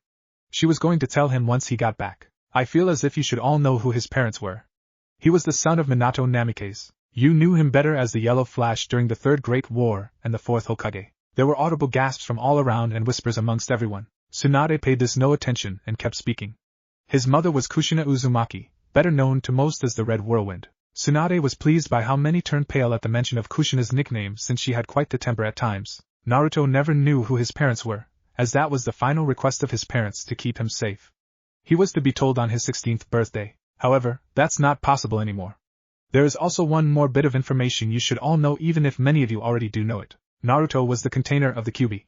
The demon could not be killed. The only way to save the village was for Naruto's own father, the fourth Hokage, to seal the beast within his son. Naruto was a hero of this village, yet many of you could only see the fox that had taken so many lives that night. All Naruto wanted to be was the Hokage of this village and to gain the respect of those within it. Tsunade paused for a moment, as she was trying to hide her emotions. Everyone in the different crowds, be it on the streets or the rooftops, were stunned by what was said. Many asked themselves the same question over and over. Would I be willing to do that to my own child? None of them had an answer for that one simple question. There were only a few who knew the secret behind Naruto's heritage. Kakashi stood there in silence, looking down. He knew he was one of the few who knew it all. Kurenai stood next to him. She had spent last night with him. She had just sat there on the couch trying to at least comfort the distraught Jounin. She couldn't just leave him. Naruto's friends finally understood why he had always been singled out as a child. Although this news didn't really change their view of him. To them, Naruto was Naruto, a hyperactive blonde that seemed to make the world brighter than it really was. Most of them were surprised at who Naruto's parents were. They never would have imagined those two were his parents. Shikamaru, on the other hand, wasn't very surprised by the news. He was always thinking about how Naruto and the fourth Hokage looked so much alike. Tsunade had recomposed herself and began to speak again. Naruto was a hero of this village, not just for having the Kyuubi sealed within him, but for his actions during the crisis during the last Chunin exams. He defeated Gaara of the desert, who is soon to be Kazekage, a short distance outside of the village. Gaara is currently in attendance. Some of his other accomplishments were fighting with my former teammate and surviving, which many of you must realize is not easy. Also, he had to face Sabuza Momochi on his very first C-rank mission. Of course Naruto hadn't known that time in the woods it was in fact Orochimaru. That's all I have to say. Please approach and say a few last words if you wish. Tsunade finished and walked off. She just couldn't stand there and speak without crying anymore. Jiraiya followed quickly after her. Everyone began to line up at his picture. Hinata happened to be the first one there. She was holding a white flower. Naruto-kun, if you're still alive, please come home, she whispered before placing the flower in front of the picture and walking off. Sakura was the next to step up to the picture. She stood there for a moment before saying anything. I'm sorry, Naruto. I'm sorry about everything, she said, placing her flower down and leaving. After hearing what Tsunade had said and some of his friends' parting words, he walked off the roof, leaving the old man standing there. He needed time to think. Naruto found himself walking through the streets of Konoha heading towards his old apartment. You just going to mope for the rest of the day, or what? The old man asked, appearing in front of Naruto. Why would he tell them to do that? I had the right to know, Naruto mumbled. Look at it this way. Your father was hated by at the very least two of the great shinobi villages. Before he died that night he gave an order. That order protected you from those who would want you dead because of who he was. There was nothing left he could do but that. They still could have told me. That's one of the only things I've ever wanted to know, the old man sighed. And at your age you would have told people, and the secret would be out. They were smart in not telling you who either of your parents were. They would have had to keep ANBU guards on you at all times otherwise. That means a great deal of resources tied up just for a single child. The two walked down the street in silence, listening to what other people were saying. Everyone was talking about the funeral and about Naruto. However, nothing they were saying was bad. Soon enough they arrived at Naruto's old apartment. Mind letting me be alone for a while? Naruto asked. Very well, he replied, disappearing from sight. Naruto sighed and walked up to his apartment door. He didn't need a key as he had rigged the door to unlock if you jiggled the handle a certain way. Of course, he always kept a key under the mat at the door just in case that didn't work. Naruto stood in the middle of his apartment. He had a feeling he was going to have to make his decision today about the old man's offer. There wasn't really anything in his apartment with any real value, only a few things with sentimental value. He went into his bedroom and looked at the two pictures next to his bedside on the counter. One picture was of Team 7 and the other was of the 3 rookie teams. He picked up the 2 pictures. These were really the only items that meant anything to him. Naruto sat down on the bed and just stared at the picture. He wondered where everything went wrong. Kakashi stood in front of the stone in Training Area 7. This was the stone his two old teammates' names were engraved on. The stone was reserved for those who had died in the service of the village. Tsunade had allowed Kakashi to be the one to put his student's name on the stone. Kakashi took out his kunai like he had twice before and carved the name into the stone. Kurenai stood a few feet behind Kakashi and watched him slowly engrave the name on the black memorial stone. She thought it best not to leave Kakashi by himself right now. Kurenai wanted to say something to Kakashi, but couldn't think of anything that would make a difference. She watched as Kakashi finished engraving Naruto's family and given name. He just seemed to stand there, not moving at all. Kurenai walked up behind him and put a hand on his shoulder. Kakashi, I think it would be best if we leave. Kurenai didn't want Kakashi to just stand here all day and stare at the stone. Just a little while longer. Alright, she replied softly. Sasuke stood atop the Hokage monument. Orochimaru had congratulated him on killing Naruto.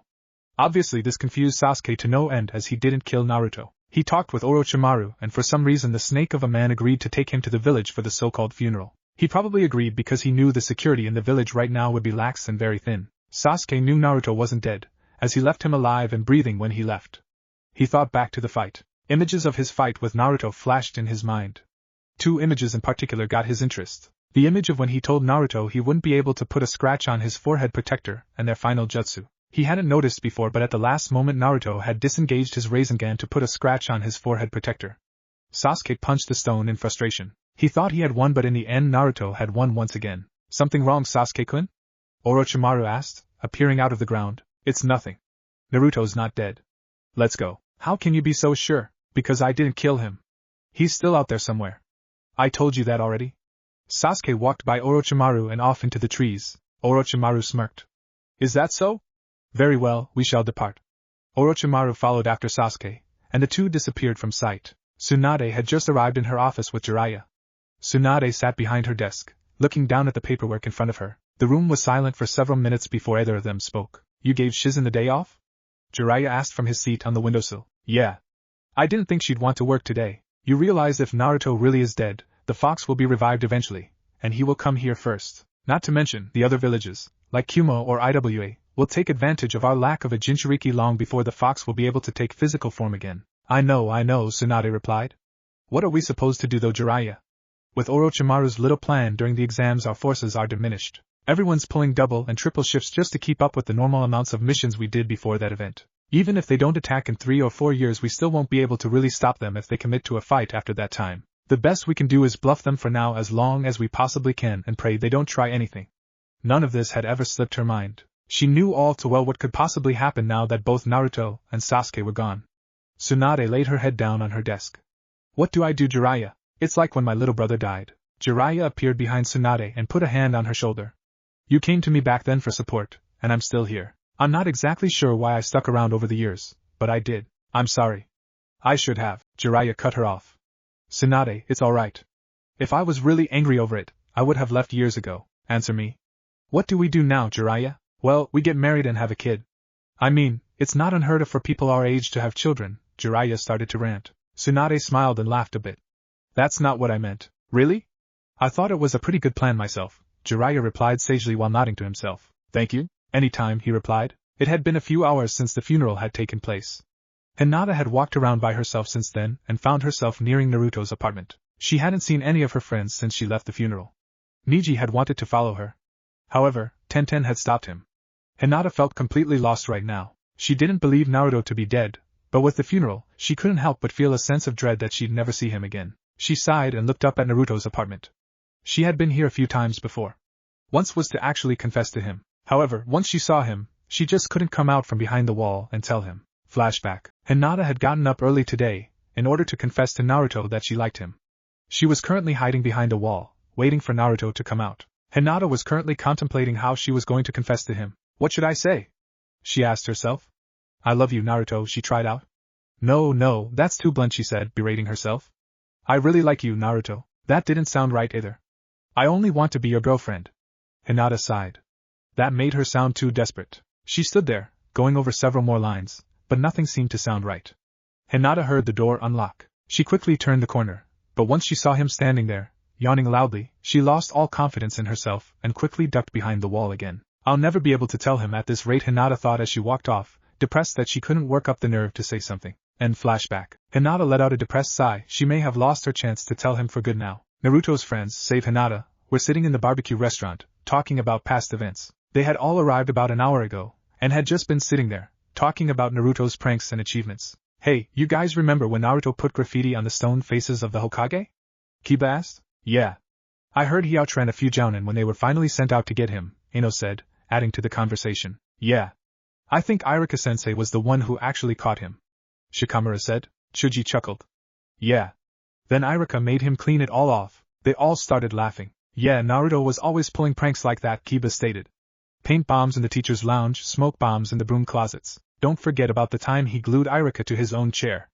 Ino laughed. Oh yeah. That was a great one. He was so pissed that day. Kiba chuckled. Niji was growing impatient about Hinata being by herself. I should go get Hinata. She should be here, Niji said, getting up. Sit down, Niji, and leave the girl be, Tenten stated sternly. Niji stopped and sat back down. Damn, Niji, you're whipped, Kiba said, falling over laughing. Everyone else started laughing at Niji's expense. So, Niji, how does it feel to be whipped by the girl sitting next to you? Temari asked. I'm in hell, he mumbled. Shikamaru sipped his tea. Welcome to the club, Niji. What was that, Shikamaru? Temari asked. Nothing, Shikamaru said quickly. Everyone burst into laughter once more. Naruto sat in his room, still staring at the picture in his hands. The technique the old man had put on him had worn off some time ago. Naruto hadn't seen the old man since he asked him to leave. Naruto finally started to move off the bed, picture in hand. He walked out of his bedroom to see the old man sitting on the couch. What's your answer, Naruto? The old man asked. I believe right here and now would be the best time to make your decision. So tell me, will you take me up on my offer? I suppose I can't tell anyone I'm alive? No. I like the fact that no one knows that I'm alive. Let me just grab a few items that I don't want to leave behind. The old man stood up. Very well. Take what you like. It's yours, after all. Hinata still stood out on the street in front of Naruto's apartment. She slowly walked over to the apartment building and up the stairs. Once reaching the top of the stairs, she walked ever so slowly to the front door. She lifted up the mat and grabbed the key out from under it. As she was about to put the key in the door and walk in, she heard voices. Is that really all you want to bring with you, Naruto? Naruto-kun? Hinata thought. The concept that Naruto was on the other side of the door didn't even register to her. Yeah. This is all that means anything to me. That's Naruto-kun's voice. Hinata activated her eyes and got a rush of adrenaline as she saw, behind the door, the familiar form of Naruto. In her excitement, she noticed a small jar in his pocket. She recognized it as the one she gave him at the Chunin exams. Hinata quickly turned the key and opened the door, but found no one inside the apartment. She searched everywhere within her field of vision, but finding nothing, wondered if she'd been seeing things. That was Naruto-kun's voice. I know it, Hinata thought as she quickly looked for what he supposedly took with him. The only thing she could find that was obviously missing was a pair of pictures as she saw rectangular-shaped imprints on the counter where there was no dust. I should tell someone. She started to run out the door but stopped. There was really no evidence that he was actually alive, just some missing pictures. They'd all just look at her like she had gone crazy. Hinata took one last look around before leaving. At the old man's home, Naruto put the few items he had taken with him on the shelf in his new room. He had accepted the old man's proposal. However, he still didn't know who the old man was. I hope the room isn't too small for you. Naruto turned and saw the old man walking into the room. No, it's fine. Alright, I think it's time you told me who you are, old man. You sure as hell ain't normal. Even by ninja standards, you aren't normal. The old man smiled and stroked his beard. Very well, I suppose.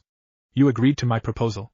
I believe you have the right to know who I am. Alright, let's hear it, you old coot, Naruto said, sounding very annoyed. You sound annoyed. I suppose after all that's happened, I won't fault you for it. And your beating around the bush isn't helping anything, Naruto replied. The old man smiled and began to open his eyes, revealing several series of rings around the pupils of his eyes. I'm the first ninja our world ever saw. I am the Rikuta Sannin. Chapter 4. The Passage of Time. Tsunade sat at her desk, going over paperwork. The past 6 months had been very hard on the Leaf, as Kumo had been making advances just as she predicted. IWA had not made a single move. However, the current Tsuchikage was a crafty old coot. If Kumo failed, he would most certainly take advantage and finish what they had started. She had gotten reports there were at least 2 teams of Kumo ninja inside their borders. Tsunade had, of course, sent out teams to find them. However, they hadn't found a thing. The 2 teams were lying in wait for something. She didn't know what, though, and that's what worried her most. Tsunade sighed. She'd been working on paperwork for at least 3 hours straight now. There was just so much to do these days. More so than any time since Naruto's funeral. She opened the top right drawer of her desk. Inside were 3 pictures. One was the 3 rookie teams. She had gotten a copy from one of Naruto's friends. The second picture was of Naruto's friends currently. The picture itself was taken about a month ago. Everyone was a Jounin or A and B now. They had all lost themselves in training and getting stronger since the funeral. From the lazy Shikamaru, to the sweet, ever so kind and lovable Hinata, who had always had confidence issues, they all improved remarkably fast. 3.5 years? Has it really been that long already?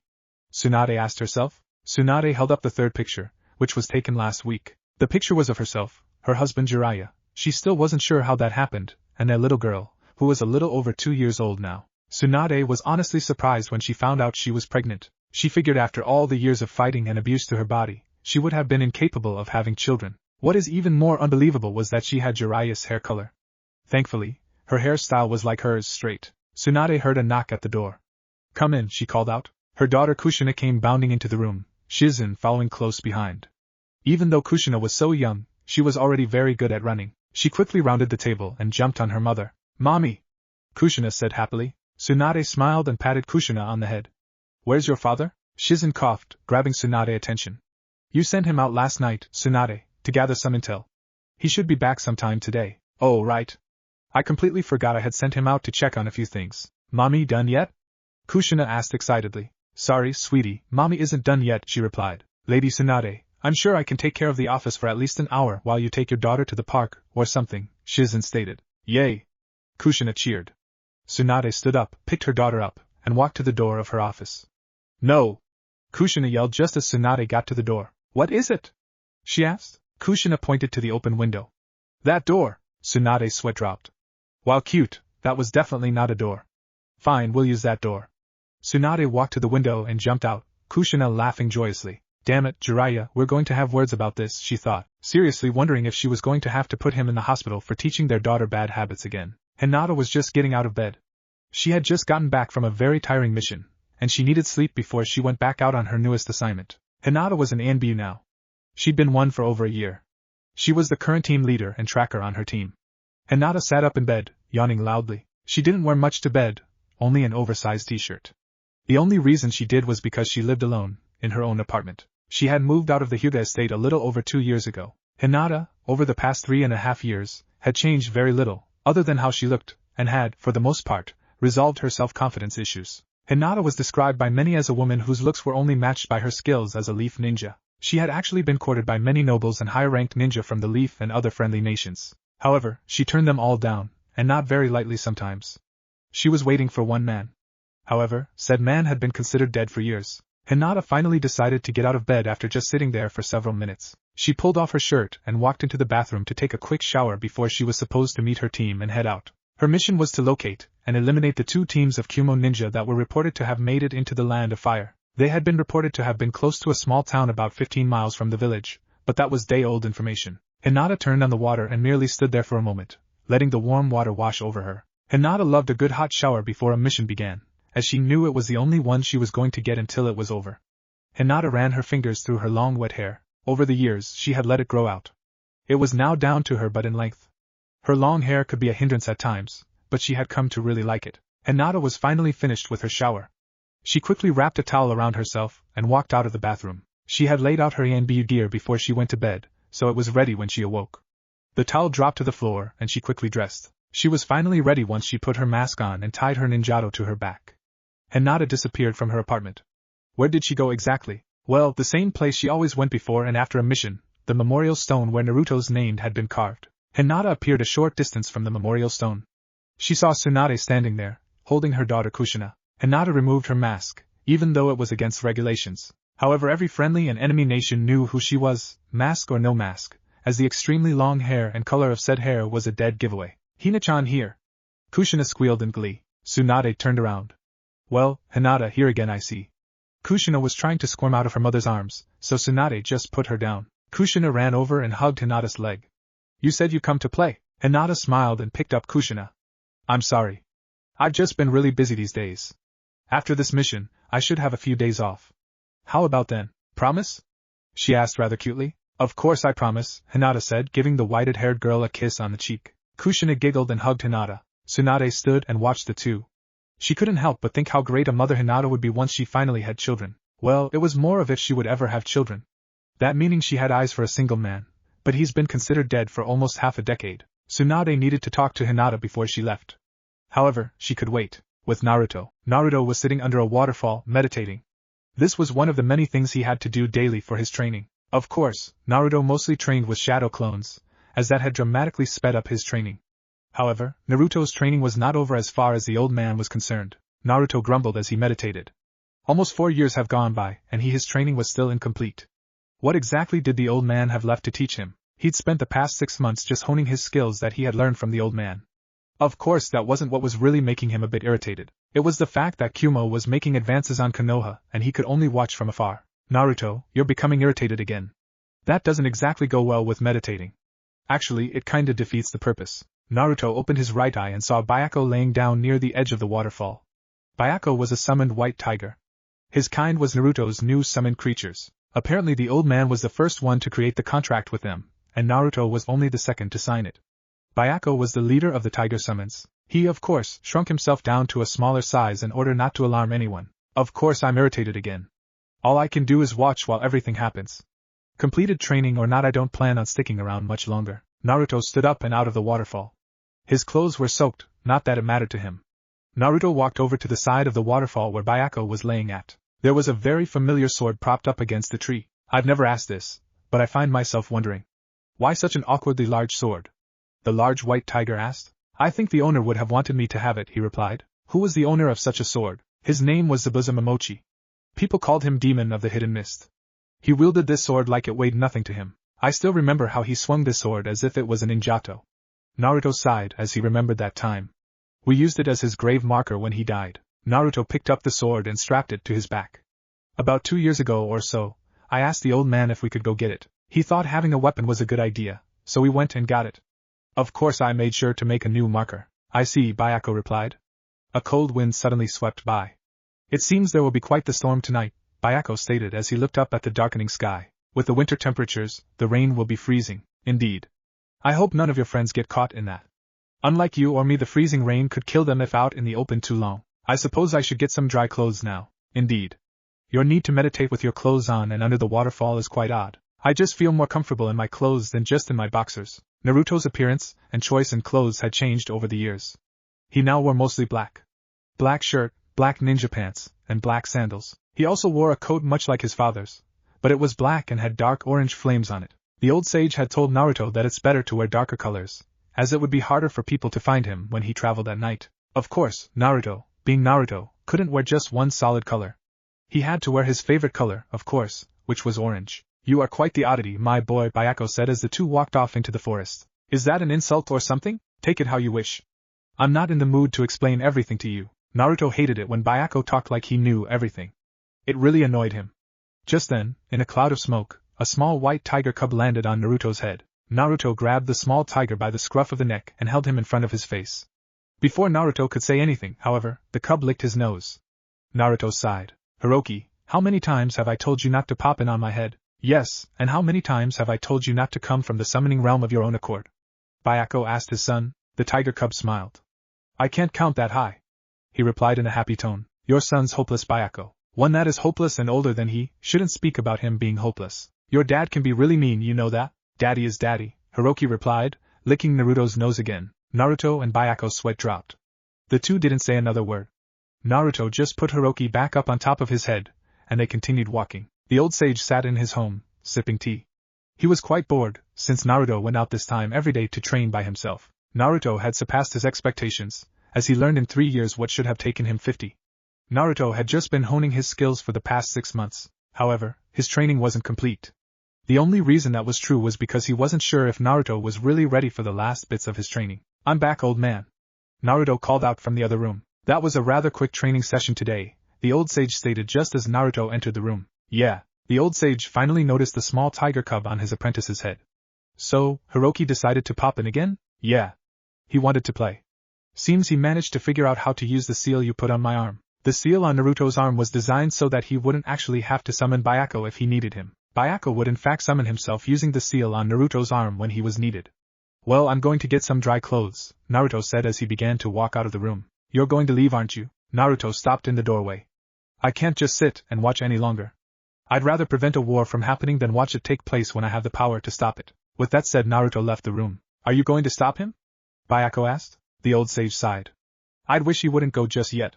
However, I won't stop him if that is his choice. His training is almost complete, he will be back when he knows his current level isn't enough.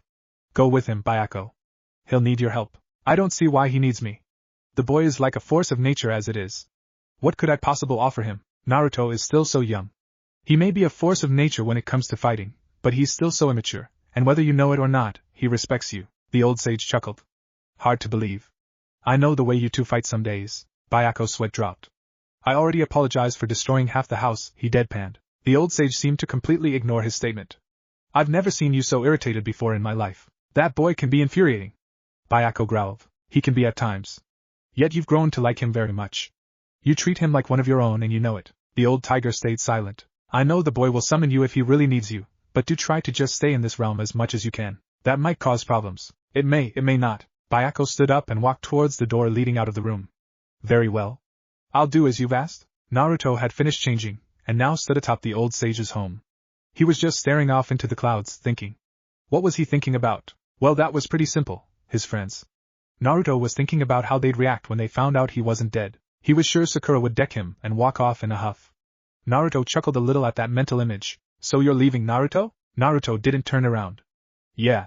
I can't sit here anymore, old man. Why? You going to stop me or something? He asked the old sage standing behind him. No, I didn't plan on it, he replied. Well then, I'll be off. Just remember your training isn't complete yet. Yeah, I know. Naruto hopped off the roof and disappeared from sight. Back in Konoha, Tsunade watched as Hinata threw Kushina up in the air and caught her when she came back down. Kushina giggled happily in Hinata's arms. Hinata, shouldn't you be going soon? I mean, your team has been waiting in the trees since you arrived, Tsunade said. I know. They always wait for me to finish here. It's nothing different from any other time. We came to see Niken.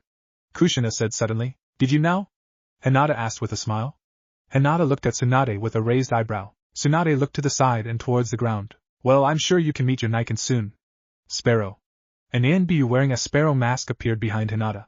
Kushina, could you go with Sparrow for a little? Kushina nodded. Hinata handed Kushina to Sparrow, who then walked away asking the child what she wanted to do. I tried telling her Naruto isn't around anymore, but kids her age don't understand death, and shouldn't have to. So you told her Naruto was here? Tsunade looked at the stone and put her hand on his name. They stood there and remained silent for a few minutes. I didn't know what else to do. I did try to tell her he was gone, but it didn't work. She just thought he was away on a long trip. I made up some story and told her about this place and she wanted to come here. Sparrow appeared behind Hinata with a sleeping Kushina in his arms. My apologies, but after I made her a carving, she got very excited and tired herself out. Sparrow walked over and handed Tsunade her daughter and the carving. Tsunade took her daughter and the carving. She looked at it for a moment before smiling. It's quite alright. Thank you for looking after her while your team leader and I had a private chat. Of course, Hokage-sama. Sparrow turned towards Hinata. We'd best be going now. That's if you want to finish this mission, or at least get anywhere before the storm hits later tonight. With that said, Sparrow disappeared. I suppose he's right. We have maybe 6 hours before the storm begins, and with any luck, the Kumo ninja won't have gone far from where they were last sighted. Hinata put her mask back on. Her code name was Fox. Some people made comments about her ANBU name, seeing as she was quite the looker. I'll see you when I get back, Lady Tsunade. Just be careful. I don't want to bury any of Naruto's friends. Of course. With that said, Hinata disappeared from sight. She sure has changed. I was wondering when you'd get back. Tsunade turned and saw her husband sitting in a tree. And Hinata really hasn't changed. The only thing really different about her is that she's not as shy as she used to be. They want a hyuga over my dead body, Tsunade replied. That's what I figured you would say, so I already told them it's not going to happen. Tsunade sighed and looked at her daughter. So the only way to avert war is by some miracle, at this point? That's about all there is. I didn't want our daughter to see that kind of thing till she was much older, if ever. I won't argue with you about that. It's not exactly something a father looks forward to. At least be thankful she's only 2 and she won't have to go and fight with the others. Do you think any of this would have happened if Naruto were here still? Jiraiya sighed. I really couldn't say. However, the fact he had the Kyuubi inside him was probably a rather large deterrent. Tsunade looked down at her daughter and smiled. The two of them began walking back towards the Hokage's office. So, Jiraiya, why are you teaching our daughter bad habits? Jiraiya started to sweat a little. I have no idea what you're talking about, my love. Jiraiya was hoping to avoid the subject with sweet talk. Oh, I'm sure you do, considering she thinks a window is a door, much like yourself. Jiraiya chuckled a bit. Okay, maybe I did say something like that to her. We'll talk about this later. Tsunade handed Kushina to him. Just take her home and put her to bed. And do spend some time with her when she wakes up. No way I'm getting out of the talk later, is there? He asked. Not a chance, she replied. Jiraiya disappeared from sight, kushina in hand. Tsunade smiled and continued walking. She wondered why she never gave him a chance all those years ago. Jiraiya had actually stopped his peeping ways since she gave him a chance. She had never expected that to happen. Well, he still peeped, but it was only on her, so she could live with that. Tsunade had feelings for Jiraiya for a long time, but never could act on them. Of course, that was until Naruto's death, and she turned to him for comfort. She always did that when something terrible happened in her life. First it was her little brother, then it was Dan, and finally Naruto. She wished she had given Jiraiya a chance years ago. The white-haired fool, as she referred to him sometimes, only wanted to make her happy. Of course, sometimes he got a bit perverted and she had to beat him. However, ever since she gave him that chance almost 4 years ago, she had really never been happier. Tsunade arrived back at her office to find quite a few people waiting. They were the former members of Team 7, 8, 10 and also Team Guy. Also the sensei of those teams were here as well. She had sent them all out as a battle group that patrolled the Land of Fire border. This group had been quite effective at keeping any and all Kumo ninja from getting into the Land of Fire, save those 2 4-man cells reported being seen. It wasn't normal to have so many in one group, but she was sure they split into several smaller groups while they patrolled. Tsunade sat down in her chair before addressing them. I see you all came back safe and sound. Now please make your report. Yes, well, while on the border, we intercepted 4 teams of Kumo ninja. 3 teams were eliminated, while the other managed to flee back into Kumo territory, Kakashi stated. Good, very good. I have your next assignment. All of you will go to the fort nearest the Kumo border. You will have 2 days to rest before you have to leave. Understood? They all nodded in reply. Very good. You all may leave. Everyone left, save Niji and Tenten. Something you need? Is Hinata back yet? Niji asked. Sorry, Niji, but she just left about 10 minutes ago on her next mission. Niji sighed. I see. Is there something wrong? Tsunade asked. It's been 6 months since anyone at the clan has been able to speak with her. She's always either out on a mission or avoiding us entirely. Can you blame her? She doesn't exactly care about all these different suitors you keep shoving in her face. Not to mention she moved out of the clan compound to get away from the elders. Just leave her alone. Well, maybe I'll be able to talk with her once she comes back. Good day, Hokage-sama. Niji and Tenten turned and walked out the door of the Hokage's office. Niji-kun, you should really stop making such a fuss about all this. Hinata just wants to be left alone like Tsunade-sama said. Tenten hooked her arms around one of his. Now come on. Let's get something to eat. I'm starved. Tenten proceeded to drag Niji off. With Naruto. Naruto had just arrived at a massive bridge, Zabuza's old sword strapped to his back and Byakko at his side. Naruto had a hood on and a mask to hide his face. He didn't exactly want to be seen just yet by anyone. He walked up to the stone that had an engraving on it. Naruto smiled as he read the inscription on it. So you had a rather large bridge named after you. Bravo. Byakko seemed impressed, but he praised Naruto with a bit of sarcasm as he always did. Now why exactly are we here? It's been a few years and I feel like paying my respects to some people I used to know. That a good enough answer for you? It will suffice for now. Not far off the beaten path from the other side of the bridge was a small clearing and 2 graves. Naruto walked up to the 2 graves. He just stood there, looking at the gravestone he had made a few years ago when he had taken the sword. Well, I'll leave you to it. I spotted a deer a little ways back, and I'm a bit hungry. Sure.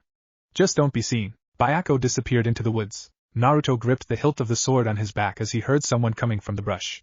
He knew it wasn't a ninja, as they wouldn't be making such noises. Who are you and what are you doing in this place? I believe there was an off-limits sign back there somewhere. Naruto didn't turn around. He only smiled under his mask. Still drinking a lot, old man? Naruto knew that voice. It was Tazuna the bridge builder, although he was probably known as something other than that now. I may be old, and I may perhaps drink quite a bit. However, I don't think we've met before. Also, I believe that weapon you're holding doesn't belong to you, but to the man buried in that grave. Naruto removed his mask and turned around. Actually, we have met, you old drunkard, and I don't think Zabuza would mind me using the sword. Tazuna looked at the sake bottle in his hand and dropped it like it was poison, and proceeded to rub his eyes repeatedly. So are you something the sake conjured up? Naruto blinked several times. I don't think you drank enough for anything like that to happen. You'd probably die if you ever drank that much, Tazuna. So it is you, Naruto. Everyone kept saying you were dead. I even visited your grave. Well, as much a grave as they can give someone, seeing as they can't exactly give everyone that's died their own. Yeah, well, to everyone I am dead, at least for now. So what have you been doing all this time?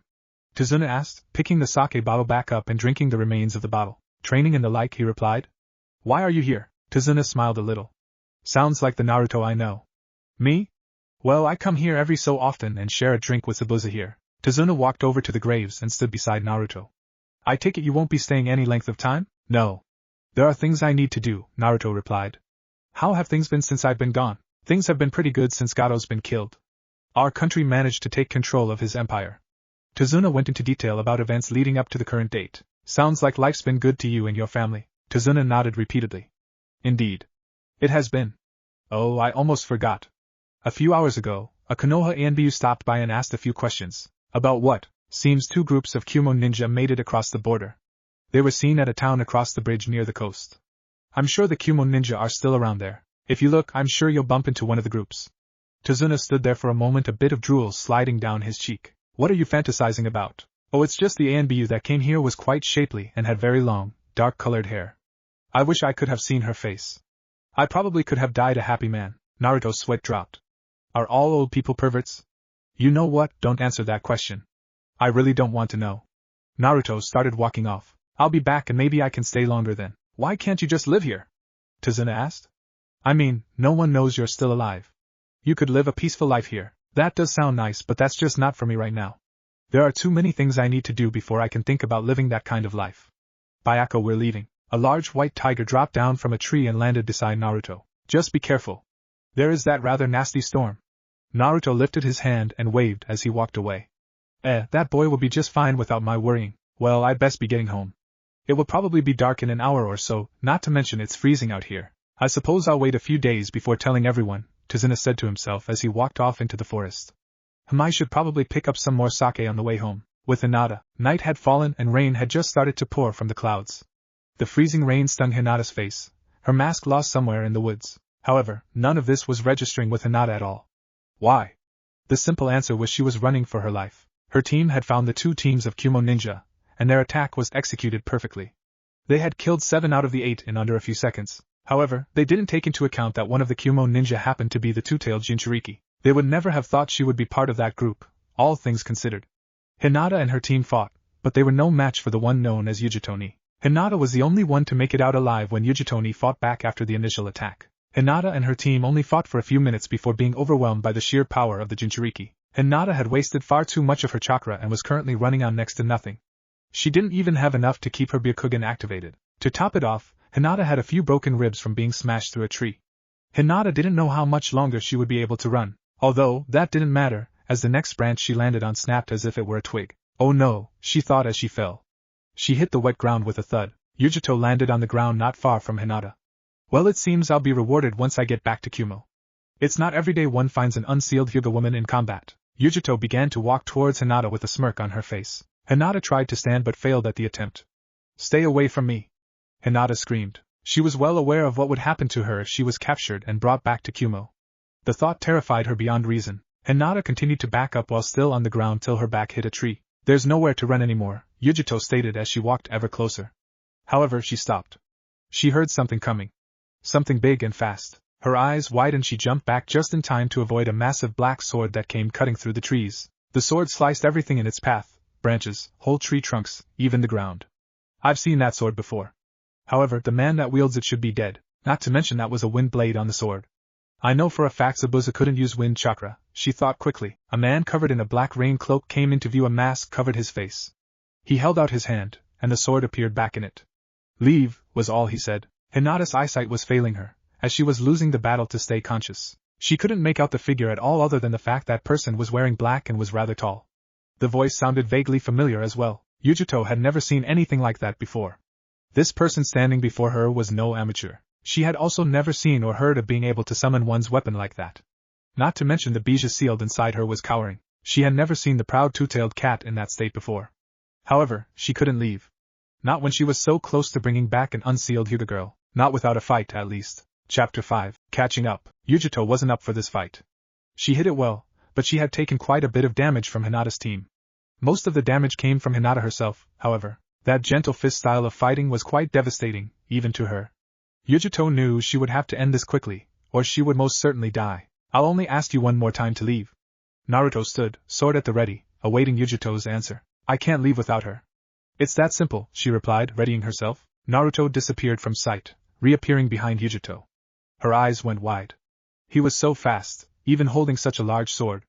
Naruto had the sword already above her head. He brought the sword down in the blink of an eye.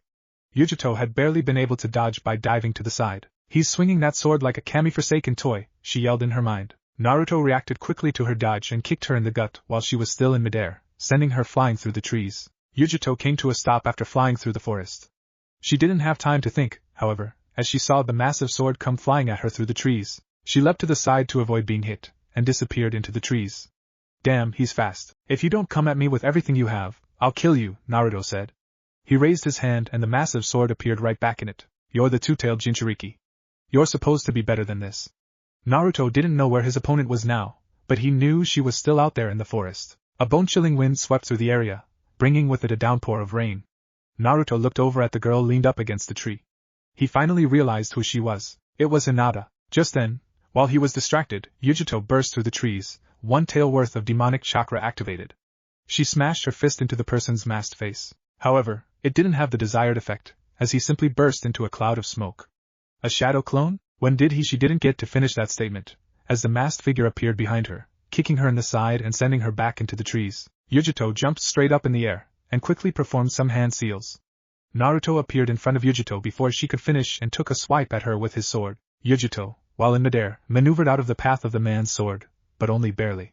She countered with a kick directly to his face. However, it didn't have the desired effect, as all it did was break his mask. Naruto grabbed her by the ankle before she could retract her leg, then proceeded to swing her around in the air as if she were a rag doll, and threw her straight down into the ground. Yujito hit the ground with a massive amount of force. Naruto landed on the ground not far away from her as lightning struck nearby. You're a lot more worn out than you were letting on. I figured you'd have much more fight left in you than that. Naruto's mask fell away, revealing his face. Yujito slowly got up off the ground, only to be stunned by the person's face. Whisker marks on his cheeks, blue eyes, and blonde hair. She knew that description. This man fit the description of the QB container to a T. You're supposed to be dead. She yelled. Yeah, I guess I am. But I'm not, he replied. Ever been to your own funeral? He asked. It's just so weird when you're standing near everyone and they don't even know it. Naruto didn't seem to regard Yujito as a threat any longer. He secured his sword to his back, walked over to Hinata and scooped her up into his arms. She was soaking wet and felt like ice. Yujito tried to move to take advantage of Naruto turning his back, but she couldn't seem to even budge a finger. What did you do to me? I placed a seal on your body that has basically paralyzed you. Don't worry. It's not permanent.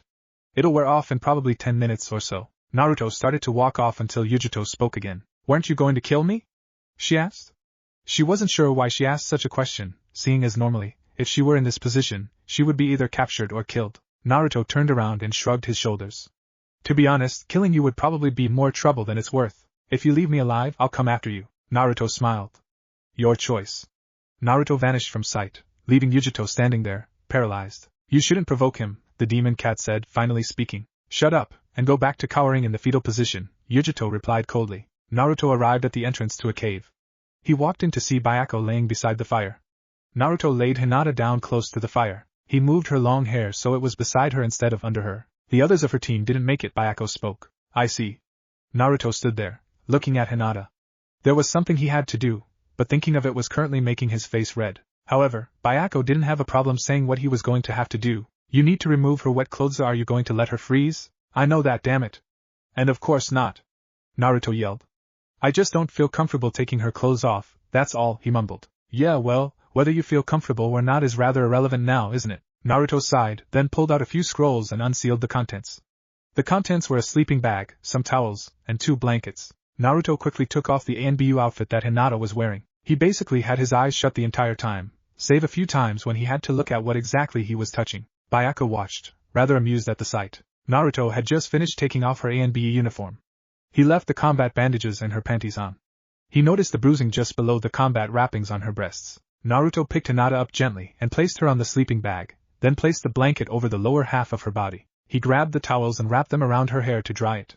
He placed the other blanket on the upper half of her body. While the blanket was on her chest, he reached under and cut off the combat wraps with the kunai and pulled them out. She may have some broken ribs judging from that type of bruising, Bayako stated. I know.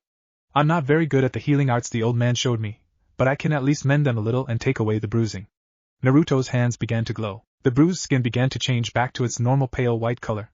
Naruto was sweating, as he was doing his best to keep his own energy at bay. The fact was, if he used too much at once, it would probably kill her. He could easily crush an organ if he used too much chakra at once or in too broad an area. Naruto finished what he dared to do several minutes later. He wrapped the blankets around her and slipped her inside the sleeping bag. He then picked up the sleeping bag and put it between Bayako and the fire. Bayako looked at the unconscious girl beside him. Who is this girl exactly? He asked. Her name's Hinata Hyuga. She's about as close to royalty as it gets in the Leaf Village. I really never talked to her much back when I was in the village. I always thought she was weird, but I realized a few years back she was just shy around people. I believe she has a sister, but I never met her. I suppose Hinata got over her shyness seeing as she's an ANBU now. Naruto just stared at the flames of the fire as if he were remembering past events. What about the one you were fond of? Oh, Sakura? Bayako nodded. That was just a crush, nothing more. I knew she'd never love me or anything like that. I don't even know if what I felt for her was love in the first place. Maybe it was just the outcast wanting attention. I really don't know. Outcast? Oh well, when I was younger, and really up until my funeral, I was pretty much ignored by the villagers with very few exceptions. I was rejected by mostly everyone because of old Foxface. If he hadn't attacked, my mom and dad would still be alive, and everyone would have known from the beginning I was the son of the fourth Hokage. Naruto sighed and stood up. Some part of me doesn't want to go back to the village. I know, when I get back, there will be those who want me locked up or something like that. I wouldn't worry too much about that, Naruto. I suppose so. Naruto made a hand seal and created more wood for the fire. What should I do now? I mean, Kumo is probably going to go to war soon if they are sending people like her beyond the border. Bayako thought about that for a moment. Well, I suppose they think your village is at its weakest and prime for the pickings.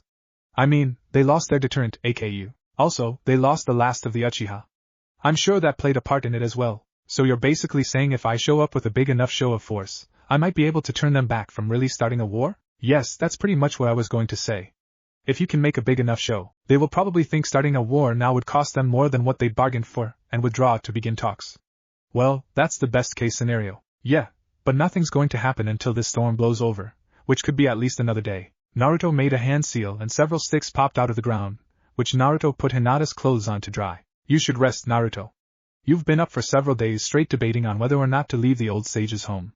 I'll watch over things while you do. Naruto yawned a little. I guess I really should.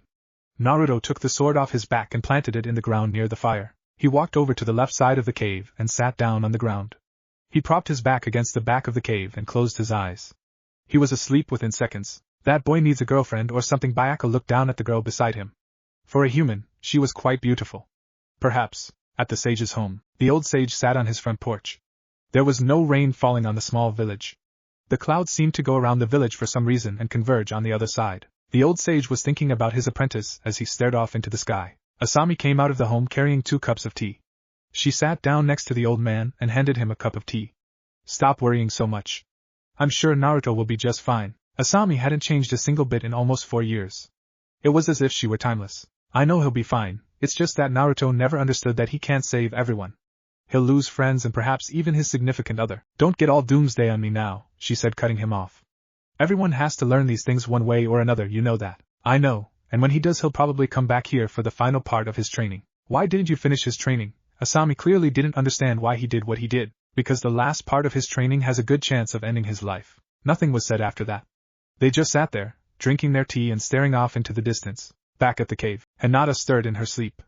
It had been several hours since Naruto had brought Hinata back to the cave, and it was now very early in the morning. The storm still raged on outside the cave. Hinata was starting to awaken from her slumber. She felt nice and warm right now. She thought everything that had happened had just been a bad dream, and she was back in her own bed.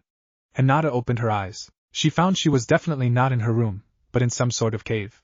She found she was in a sleeping bag. It was orange. Hinata sat up, but it hurt to do so. She found she was practically naked, and held the blanket that was wrapped around her to her chest. Ah, so you're awake, I see. The voice was somewhat deep, and it was coming from behind her. She turned and saw a large white tiger walking up to her from the entrance of the cave. Hinata had yet to realize Naruto was in the cave with her. Realizing where she was, Hinata knew that none of what she had experienced was a dream. Who are you? I'm Bayako, leader of the Tiger Summons. Bayako sat down beside the fire. Who saved me? The pathetic lump over there who's drooling on himself. Bayako looked in the direction where Naruto was. Hinata turned to see Naruto, sitting propped up against the wall. He was indeed drooling on himself. He looked so tall. He even grew his hair out a bit more than he had it back then. The fact was, Naruto looked very much like his father at that point in time. Hinata just smiled as she looked at Naruto sleeping against the wall. You don't seem very surprised to find out he's alive, Bayako stated. Hinata laid back down, a smile on her face. I saw him the day of his funeral. He didn't see me though. So all this time, you knew he was alive? I did, but I'm the only one who knows for sure. Hinata winced as a surge of pain coursed through her body. How bad is the pain? Bayako asked. Not bad considering they're broken, she replied. Not broken anymore. Naruto fixed them as best he could.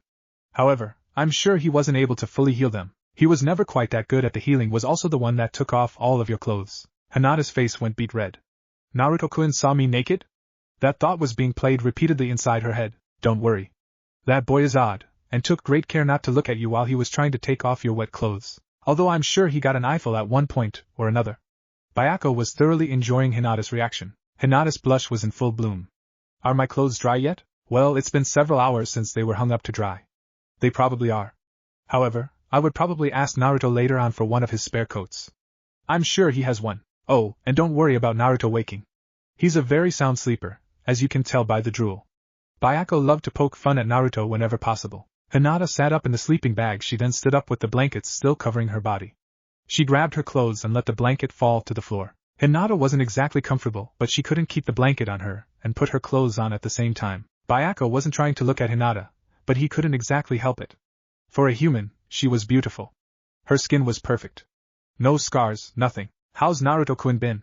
Hinata asked, putting on the ANBU flak jacket. Resilient, Bayako replied. He noticed how Hinata spoke Naruto's name with such affection, but didn't say anything about it. Hinata let out a small giggle. That was Naruto. He could take anything thrown at him and come back for more. Hinata stood there for a moment, just watching Naruto sleep. He looked so peaceful right now. She walked over to him, but as Hinata was about to reach out and touch him, Bayako spoke. I wouldn't touch him while he's asleep. Hinata pulled her hand away. Why? She was truly curious as to why Bayako said that. The old man that trained him had a habit of attacking him while he napped. About 6 months after that started occurring, Naruto began to react in his sleep to pretty much any form of physical contact. Actually, you just have to get very close to him. Watch. Bayako kicked a rock with his front paw and sent it flying at Naruto's head. Just as the rock was about to beam him in the head, his hand shot up and grabbed the rock. See what I mean? I do. Why would someone such as yourself live this lifestyle? Bayako's question was rather random, but it was a very good one at the same time. Hinata was beautiful. She didn't deserve this type of lifestyle. She deserved to be happy. Many reasons beyond my control, Hinata replied sadly. Naruto yawned loudly and sat upright. He stood and stretched a bit. Oh man, definitely need a better place to sleep next time. Naruto rubbed his eyes and noticed Hinata was awake and fully dressed. He blushed slightly. Hey, Hinata. Feeling all right? Hinata blushed slightly. I am, thank you. The two just stood there. An awkward silence hung in the air. That was, until Naruto's stomach growled rather loudly. Seems like I'm hungry already, Naruto said with a big smile. I hoped you remembered to pack supplies. Of course I remembered to pack supplies, Bayako. They're somewhere in here. Naruto rifled through his coat, pulling out scrolls. No, that's not it. No, not that one either. Nope, that isn't it either. There was a growing pile of scrolls on the ground behind him. Aha! Naruto held a scroll with the word food written on it. The scroll was about twice as long as a normal one. Naruto quickly rolled it out on the ground. Release. In a poof of smoke, there was pots, pans, many types of meats and vegetables, and also items with which to start a fire. The scroll was like a survival kit. One problem, kid. You can't cook much of anything other than ramen, and I don't see the ingredients to cook that here. Naruto's head hung low in shame. It's not my fault, no one really ever taught me how to cook. I can cook, Hinata said in a soft voice. Really? Naruto asked. Hinata nodded. Well, I vote for her to cook. I'm afraid you'll make something inedible out of perfectly good food. You can be so mean sometimes. Hinata giggled and began preparations to cook the food. She gathered up food items that she wanted to cook, planning on making a stew. Naruto had made his way to the entrance of the cave. He just stared out of the cave, watching the storm while Hinata cooked. How long were you awake? Bayako asked, walking up beside Naruto. Since she woke up. Bayako grinned. So you got quite the eyeful then, did you? Naruto blushed. I may have. Naruto looked back into the cave. He watched Hinata. She had a smile on her face and she was humming happily as she cooked. Does she know about what happened to the rest of her team? No. I'm sure she probably understands, seeing as they're not here, I guess. Naruto just watched Hinata cook. She seemed happy. She seemed so much less timid than she used to be the last time he saw her. Naruto wasn't sure how much time had passed, but it must have been at least 2 hours before Hinata was finished. Food's ready, she called out. Hinata grabbed 3 bowls and filled them with the stew she had cooked. Naruto and Bayako made their way over to the fire. Hinata handed Naruto a bowl and put one down on the ground for Bayako. Both Naruto and Hinata sat down beside one another. Hinata watched Naruto out of the corner of her eye as he dug into the food she had cooked. This is great, Naruto exclaimed, complimenting Hinata's cooking. Yes, this stew is quite excellent, Bayako added his own compliment. Hinata smiled brightly. Thank you? Hinata happily ate her meal. She was really happy Naruto liked the food she cooked. That was a great meal, Naruto shouted. He had eaten at least 4 bowls. Hinata took the bowls and used a low-powered water jutsu to begin cleaning them. So you knew I was alive the entire time, Hinata? You were awake? Then you saw me. Hinata's face turned beet red, and a light blush appeared on Naruto's face as well. There was a somewhat awkward silence until she spoke again. Why didn't you stay in the village? Couldn't you have become stronger there? I had that option to forego what the old man was offering to teach me. That's why he brought me to the village that day, but there were things he could teach me that no one else could. Naruto performed a few hand signs, and a tree sprouted from the ground. How? She asked, sitting down beside him again since she was done with the dishes. Sorry. I can't talk about it, Hinata. By the way, can I ask you something? What is it, Naruto-kun? That question Bayako asked you earlier, about why you chose this lifestyle. What did you mean by that? Hinata stared sadly into the fire. I didn't choose this life. I never wanted this life. I would have rather been a doctor or worked as a teacher or something normal like that. I never wanted to be a ninja. I don't like killing people, but I don't have a choice in the matter. I'm the so-called disappointment of my clan, Hinata explained, making air quotes. I don't even get to choose who I can marry. Did you know, every generation, a female Hyuga is married off to someone outside the family? Most people don't. Well, I guess it's not all bad. I don't have to live with the man, and he's not allowed to keep the children. That's at least 2 bright spots. Anyhow, the reason being is for genetic diversity. Of course, we have more than enough as it is. It's just a tradition as to not come to the point of not enough of it. Hinata smiled sadly. I was able to stall being married off, though, by becoming an ANBU. That won't keep me from being married off sooner or later, though. That's terrible. Would they really do that to you? They would, she replied sadly. But why would someone marry you and give you children, if they could never be with them or anything? Naruto asked. It's a status thing. I honestly don't get it myself, she replied. There was a silence that filled the cave. All you could hear was the wind and rain outside. Naruto decided to try and change the subject. So how's everyone been? Shikamaru got married a few months ago, Hinata said with a smile. I got to be the maid of honor, Hinata said happily. Chuji got to be the best man. Who'd Shikamaru marry? Temari. Really? Gaara's older sister? Yeah. I was really surprised when she asked me to be the maid of honor. They had the wedding in Suna. What about everyone else? Let's see, Chuji and Ino started dating a few months ago. Oh, Niji and Tenten are dating too. Kiba, Sakura, Lee, and Shino really haven't dated or anything, but they're doing well. Oh. Tsunade and Jiraiya got married, and they have a little girl. Really? Granny got married to the pervy sage and had a kid? Naruto asked, clearly amazed. Tsunade had a kid, with the master of perverts no less. Yeah, she's a sweet little girl. She has your mother's name. Oh, and she has Jiraiya's hair color, Hinata explained. Naruto smiled. That's nice. Did you know Tsunade signed adoption papers? For what? For you. She had planned on adopting you. She was going to tell you once you came back from that mission to get Sasuke. I had no idea. Hinata was so happy right now. She was able to talk with Naruto without stuttering or passing out like she used to. Oh, and Kakashi got married last year, too. Really? I never could picture him getting married or anything like that. He married my former sensei, Kurenai Yehi. Those two seemed very happy together. Hinata wasn't going to go into the fact that it all happened because Kakashi was an emotional wreck and Kurenai was trying to comfort him. Good for them. Glad to hear everyone seems to be doing well. Everyone misses you, Naruto-kun. It's just not the same. Naruto smiled. What Hinata had said made him feel happy. He glanced over at Hinata, who seemed to be suppressing the urge to shiver. However, she wasn't very well. He quickly got up and grabbed one of the blankets and put it around her. If you're cold, Hinata, you should say something. Hinata blushed lightly. Thank you, Naruto-kun. She was indeed cold. Hinata glanced at the large sword once carried by a man named Zabuza Momochi. So you were the one who took the sword? Yeah. I don't think he'd mind me using it. The sword looks pretty impractical, but once you've used it for a while, it's just like any other weapon. In a poof of smoke, a small tiger cub landed on Naruto's head. Naruto's sweat dropped. He's so cute. Hinata exclaimed, snatching the small cub off Naruto's head and holding him tightly to her chest. Hiroki, I told you, your father and I were going to be busy, and you shouldn't just drop in on us like this, Naruto explained in a stern voice. Yes. We did indeed, Bayako agreed, walking over to them. If I look after him, can he stay? Hinata asked. Bayako thought about it for a moment. Very well. If you are willing to look after him, he can stay. Hinata scratched the small cub behind the ear, making him purr rather loudly. Hinata giggled. Hiroki was so cute. Both Naruto and Bayako just watched. Both of them kind of wished they were in that position. In Kumo, it was early in the morning. The Raikage sat at the head of a very large, crescent moon-shaped desk. To his right and left were the Jounin and Chunin that made up the military advisory board. He was calling them together one last time to see if their decision to go to war with the Leaf had changed. Seeing as his demands were not met, he was going to go through with the war. Tell me, is it a unanimous decision to go to war with the Leaf? The Raikage asked in a loud, authoritative voice. A Jounin stood to the left of the Raikage. The man didn't look like anyone important. I believe everybody here agrees with me. The Leaf village is in the weakest state it has ever been. They have no Uchiha left, and they have lost their Jinchuriki. At this point in time, it would be our best opportunity to strike. The man looked around and everyone else seemed to nod in agreement. How long would it take for the siege weaponry to get to the border? The Raikage asked. At the very least, 4 to 5 days, the man replied. I hear there's a massive storm ravaging the land of fire at the moment, the Raikage stated. The man that was standing nodded. Indeed there is, making now all the better time to attack. Very well. Move the siege weapons into place. Back at the cave, a few hours had passed since Hiroki arrived. Both the small cub and Hinata were now asleep. Hinata was still very worn out, and she needed the rest. Naruto and Bayako stood near the mouth of the cave, looking back inside at the two. I may need your brothers to help us, Bayako. Yes, I've already considered that.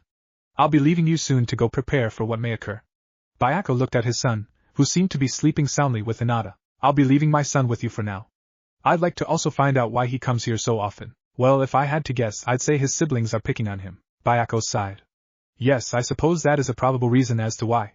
Considering he is the youngest, I have no doubt that is the reason. Naruto turned and looked out of the cave at the storm. I suppose everyone will know I'm still alive soon enough. The Akatsuki will finally begin to move once that happens. I don't quite understand why now, after all this time. Well, what would be the point to only be able to obtain 8 of the 9? Everyone would know by then and move against Madara. I don't think Madara can really afford to try grab 8 of them and wait a decade or so for the Kyuubi to reform. If he's truly trying to be cautious for now, then that would make sense. Well, before I leave I'll tell you something the old man should have. Keep your friends at arm's length. Your kind has a habit of doing whatever it takes to win. This Madara person will probably take hostage whoever is closest to you without hesitation if it will achieve his goals. I know. Bayako disappeared in a poof of smoke, leaving his son behind. Naruto made a hand seal and several shadow clones appeared in front of him. Go to Kumo and find out what they're planning, then disperse. Also, make sure you're not seen. The clones merely nodded and departed. Naruto sat down near the entrance of the cave and just watched the little cub nuzzle with Hinata. Well, seems Hiroki's happy. Naruto thought about all the things Hinata had told him about. The fact that Shikamaru was now married was a really big surprise. The fact that Tsunade married Jiraiya and had a kid was an even bigger surprise. Seemed a great deal had happened in a rather short period of time. The fact that Tsunade was going to adopt him was also a shocker. Naruto sighed. Things were going to get complicated very soon. Chapter 6. Returning home. 2 days had come and gone in the Leaf Village. It was early in the morning, and it was time for many to awaken from their slumber. Sakura twisted and turned in bed. She didn't want to get up. However, she had to, because today she had to leave with Kakashi and the others on a mission. She groaned loudly as she sat up in bed. Sakura slowly got out of bed. She wore a pink tank top and pink short shorts. Sakura always wore these to bed. She wore them so she wasn't indecent if something happened and she didn't have time to get dressed.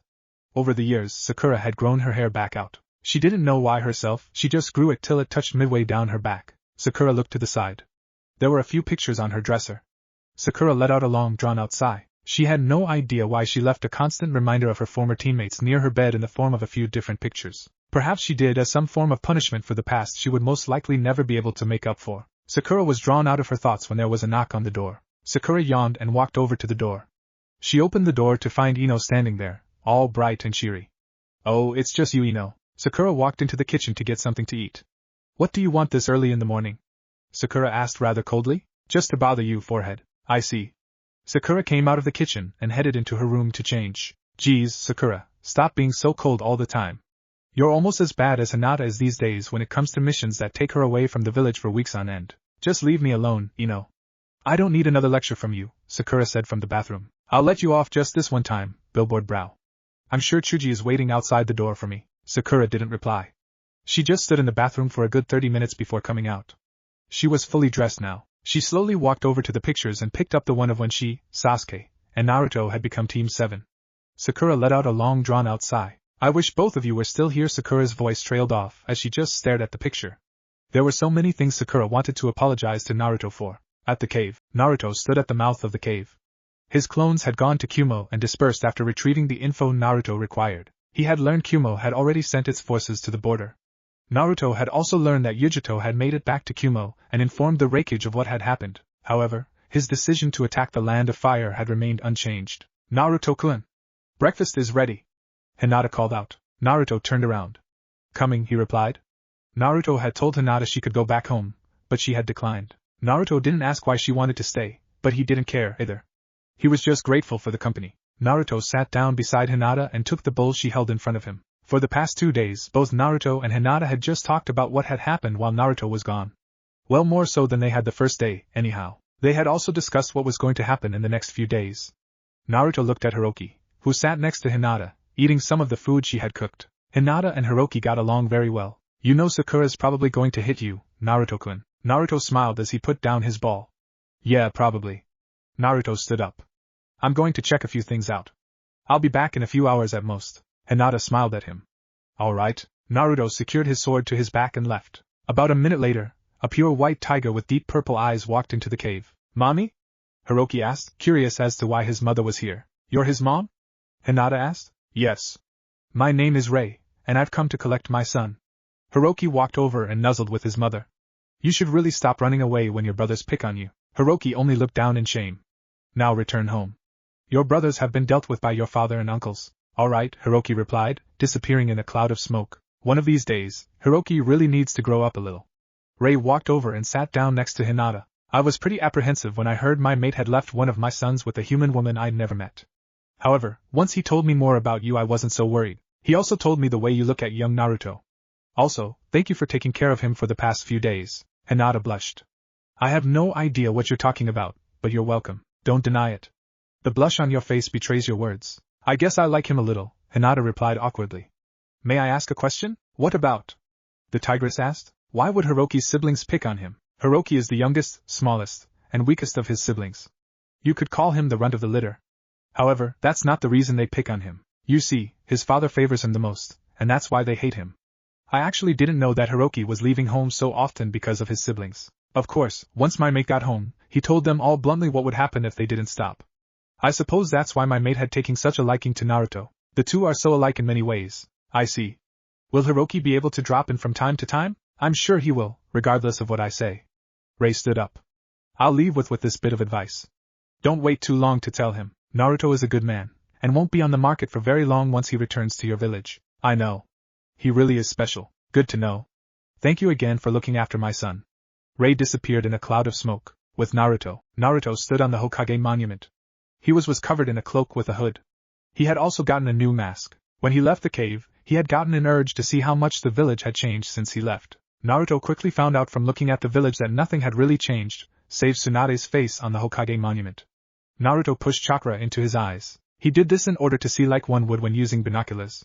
This, of course, isn't nearly as good as the Byakugan. This was just one of the many things Naruto was taught to do by the old sage. Naruto watched his old friends.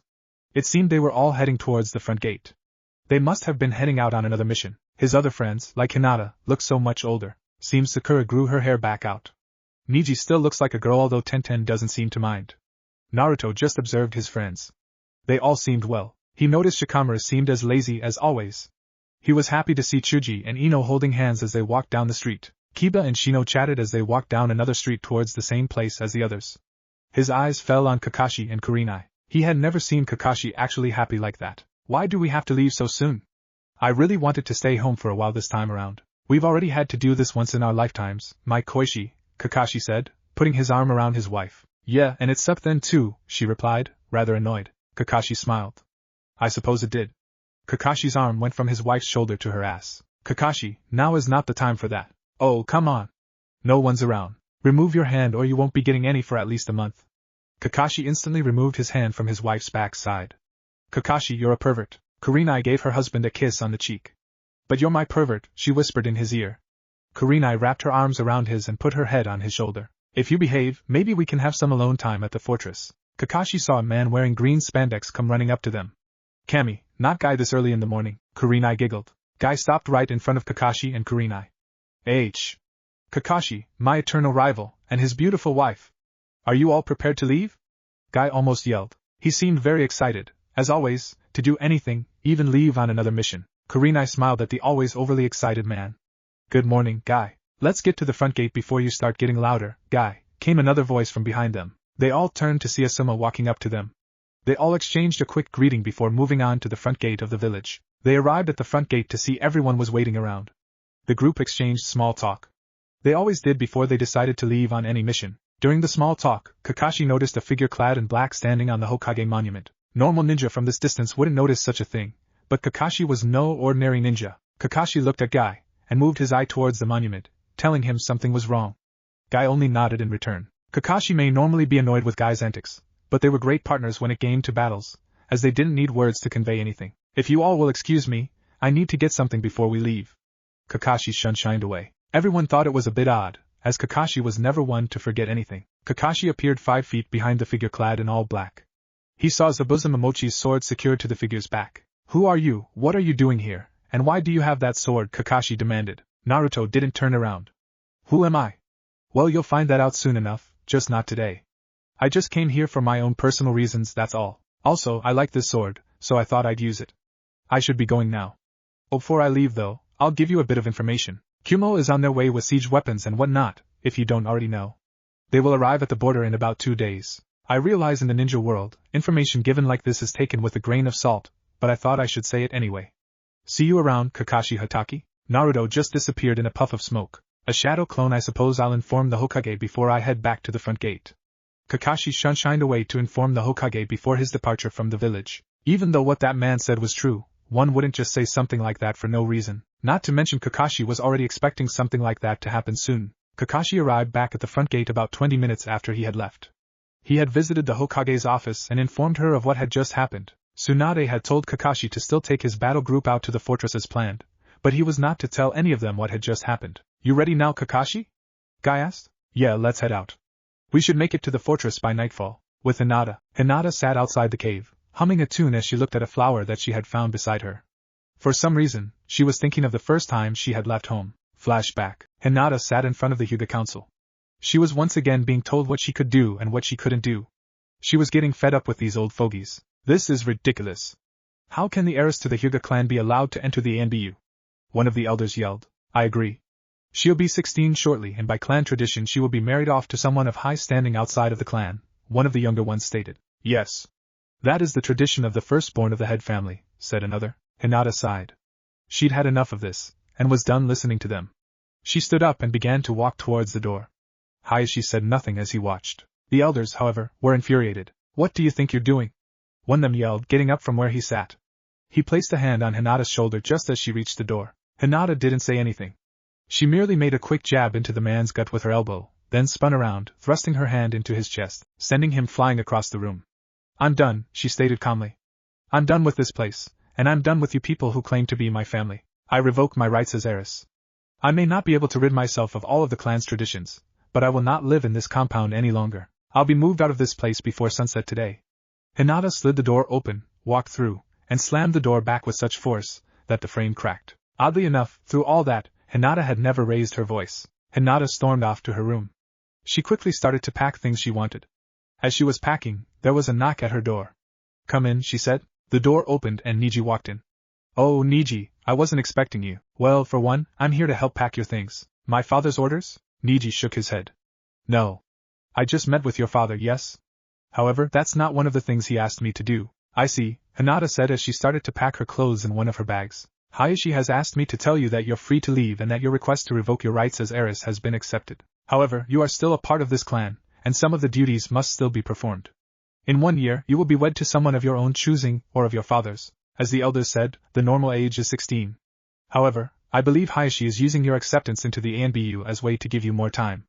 Oh, and there is this. Niji pulled a slip of paper out of his clothes. Your father wanted me to give you this. Hinata took the piece of paper and opened it. The slip of paper only had 2 words written on it, and a series of numbers. The words were I'm sorry, and what looked like a bank account number. He still couldn't say it in person. You read the note, didn't you? Yes. The account is money set aside for you. I see. While they were talking, Hinata had almost finished packing. The fact was, she wasn't bringing much with her, other than her clothes and a few other personal items. Niji walked over and picked up the bags. What do you want me to tell your sister? I mean, she isn't back from her trip yet. Hinata smiled as she picked up one of her bags. I'm sure she'll yell and act like a spoiled child when she hears about all this. Hinata walked out of the room with Niji not far behind. Hinata loved her sister. However, Hanabi could really get on her nerves at times. End of flashback. Hinata sighed as she came back to her own reality. Right. Only a few months left, she said to herself as she pulled petals off the flower. Her expression was one of deep sorrow as she thought about it. Unbeknownst to Hinata, Naruto stood in the trees just watching her and the sorrowful expression on her face. He had left a clone behind, outside the cave, merely to watch just in case anything happened. In the past, he would have probably gone up to her and asked over and over again what was wrong. However, during his training with the sage, he had learned a great deal of patience. He wasn't sure what she was sad about, but he figured it was time she went home. I suppose I should intercept a group of Konoha ninja and let them know, the shadow clone thought before dispersing. There was another reason Naruto had decided to do this. He didn't want Hinata to follow him and get hurt. With the real Naruto, Naruto was sitting in a clearing meditating. For some reason he couldn't do this while Hinata was around.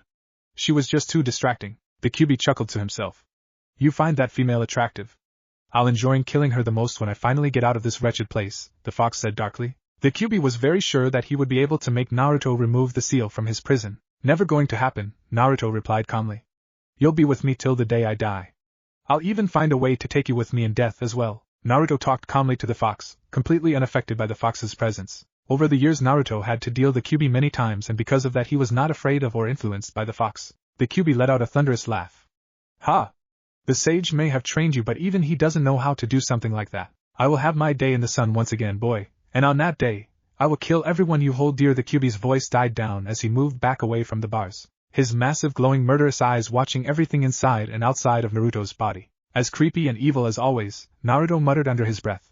Naruto had just received images from his clone that had been watching over the cave he had left Hinata in. Naruto really had enjoyed Hinata's company, but she should have gone home after she was well enough. He didn't want any of his friends getting hurt during this little stunt he was about to try. Well, Kakashi's group is probably the closest. Naruto stood and created a hand seal, disappearing from sight in a swirl of leaves. Naruto stood on top a tree, eyes closed, gathering natural energy which the sage had shown him how to do. Using natural energy was a great tool for tracking as he could feel the life force of everything for miles in every direction. He was correct in his assumption. Kakashi's group was indeed the closest to where Hinata was. Well, this should be interesting. Naruto jumped off the top of the tree and into the forest. With Kakashi's group, Kakashi's battle group had been traveling for about an hour. They had traveled at full speed through the forest towards their destination. There had been little to no conversation between anyone in the group, as they were under wartime conditions. That meant no unnecessary talking. Kakashi, there is a person a short distance ahead of us, Neji said. What's he look like? Kakashi asked. The only thing I can tell is that he's wearing a mask and black hooded coat, and he's using Zabuza-Momochi's sword. He's somehow able to block my vision. I can't see past the mask or the coat. Kakashi looked back at Sakura, whose expression changed drastically. Her face went from a determined ninja to someone lost in her own memories. I see. He's just standing there, correct? Yes. It's like he's waiting for us. Interesting. Might as well see what he wants. Kakashi, is that wise? Wouldn't it be best to subdue him first? Guy asked. He's already gone through the trouble of waiting for us. I'd like to hear what he has to say first, Kakashi replied. He picked up speed, and in turn, so did everyone else. With Naruto, Naruto stood and waited. He knew Kakashi's group had already seen him, and were on the way. Actually, they were about to arrive at his position now. Naruto only had to wait another minute before Kakashi appeared on the branch closest to him. You can call the others out, Kakashi.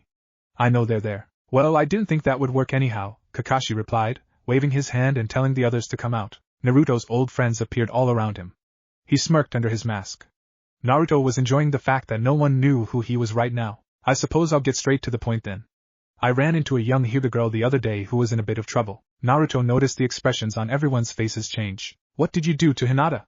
Kiba yelled, unable to contain himself any longer. Shut up, dog boy, and let me finish, Naruto replied in a neutral tone. For one, I didn't do anything to her other than save her. She's currently resting at a cave about 4 miles northwest of here. Now I have things I need. Naruto was cut off by a question from Kakashi. Why would you do this for someone you don't know? Kakashi asked. Well, I'll answer your question with another question. How do you know I don't know her? Naruto noticed everyone's expressions and posture change. Anyhow, I'm very busy right now, and I should be getting back to what I was doing. Wait. Who are you? Kakashi asked. You already have my answer to that, Kakashi. You realize we can't just let you leave, Kurenai said suddenly. Naruto sighed. I had a feeling you might not let me leave. Naruto smiled under his mask as he thought about having a little fun with everyone. Naruto jumped straight up and landed on the top of the canopy of trees. His hands went through several hand seals before Kakashi's group appeared on top of the trees with him. Mokuton, binding trees. Tree branches shot up and latched on to everyone before they could react. Like I said, I have other things I need to do, Naruto chuckled. The expressions on everyone's faces was rather comical. Naruto disappeared in a miniature tornado after looking at their expressions one last time. No more than a few seconds had passed before everyone, save Ino and Shikamaru, broke out of their bonds. Without even a word as to what had just happened, Kakashi and Guy went over and released Ino and Shikamaru. Well, that was eventful, Kakashi said, breaking the silence. Kakashi looked over at Niji, who looked rather concerned about a certain bit of information. What do you think, Kakashi? Guy asked. For now, let's just make sure he wasn't lying about Hinata. We can talk about the other things once we're at the fortress. Everyone nodded, and took off in the direction the masked individual had sent them. With Hinata, it had been a few hours now since Naruto had left, and Hinata was wondering where he had run off to.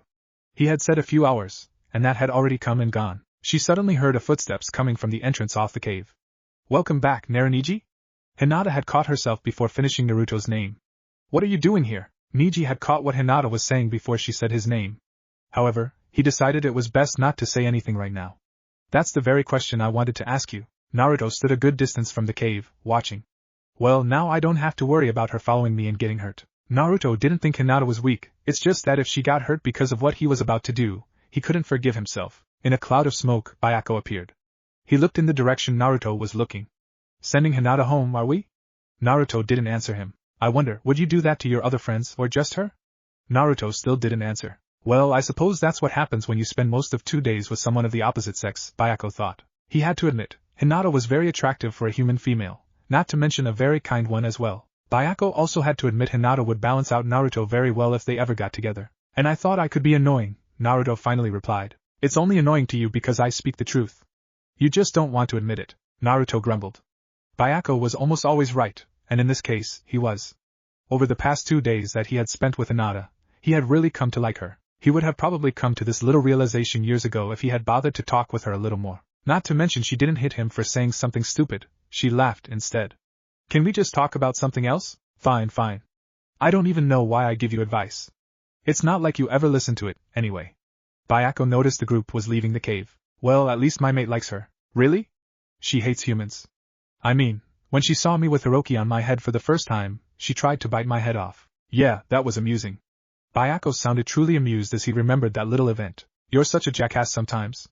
You know that? So I've been told, Bayako replied, completely unaffected by Naruto's words. Looks like they're leaving. We should do the same, Naruto said as he watched his friends leave the cave. Naruto jumped off the top of the tree and into the forest. True. It does us no good to just stand around here. Bayako did the same and followed after Naruto. Several hours later, Kakashi's battle group had just arrived at the fortress. They had all just finished with getting through the gate, as everyone had to be checked before being allowed to enter. You can all have some time to yourselves before you need to start your duties here, Kakashi said. Everyone quickly began to disperse. Hinata, before you go, there are some things I need to ask you about. Everyone paused for a moment before getting a look from Kakashi that said go, and they left. As soon as everyone was gone, an ANBU appeared in front of Kakashi. Kakashi Hatake? I've been informed that you are to be in command of this place upon your arrival. I see. Very well. I'll be with you shortly, Kakashi replied. The ANBU disappeared once receiving Kakashi's reply. There was a short silence before either of them said anything. What happened, Hinata? Kakashi asked. Hinata's eyes shifted to the ground. My mission was to find and eliminate the Kumo ninja that were behind our lines, Hinata began to explain. The mission went well, and within the first day after receiving the mission we found them. We attacked and killed most within the first few seconds, and all the others fell quickly. However, we didn't account for the two-tailed container, Yujito-ni. My team fought, but she was just too much for us. What was left of my team stayed behind and allowed me time to try and escape after we knew we weren't going to be able to win. I didn't get far before she caught up. When I thought I was about to be captured, he showed up. Hinata put emphasis on the word he. Kakashi had caught the change in tone in Hinata's voice. Do you know who he is? I never saw his face, she lied. Hinata was very good at trying to hide her emotions when she answered questions, and if it was any normal ninja, they wouldn't have been able to tell that she was lying. However, Kakashi was very good at reading people. He wasn't, however, going to press the issue with her. I see. Well, go get some rest. Kakashi formed a hand seal and disappeared in a swirl of leaves. Hinata sighed, walking off towards the barracks.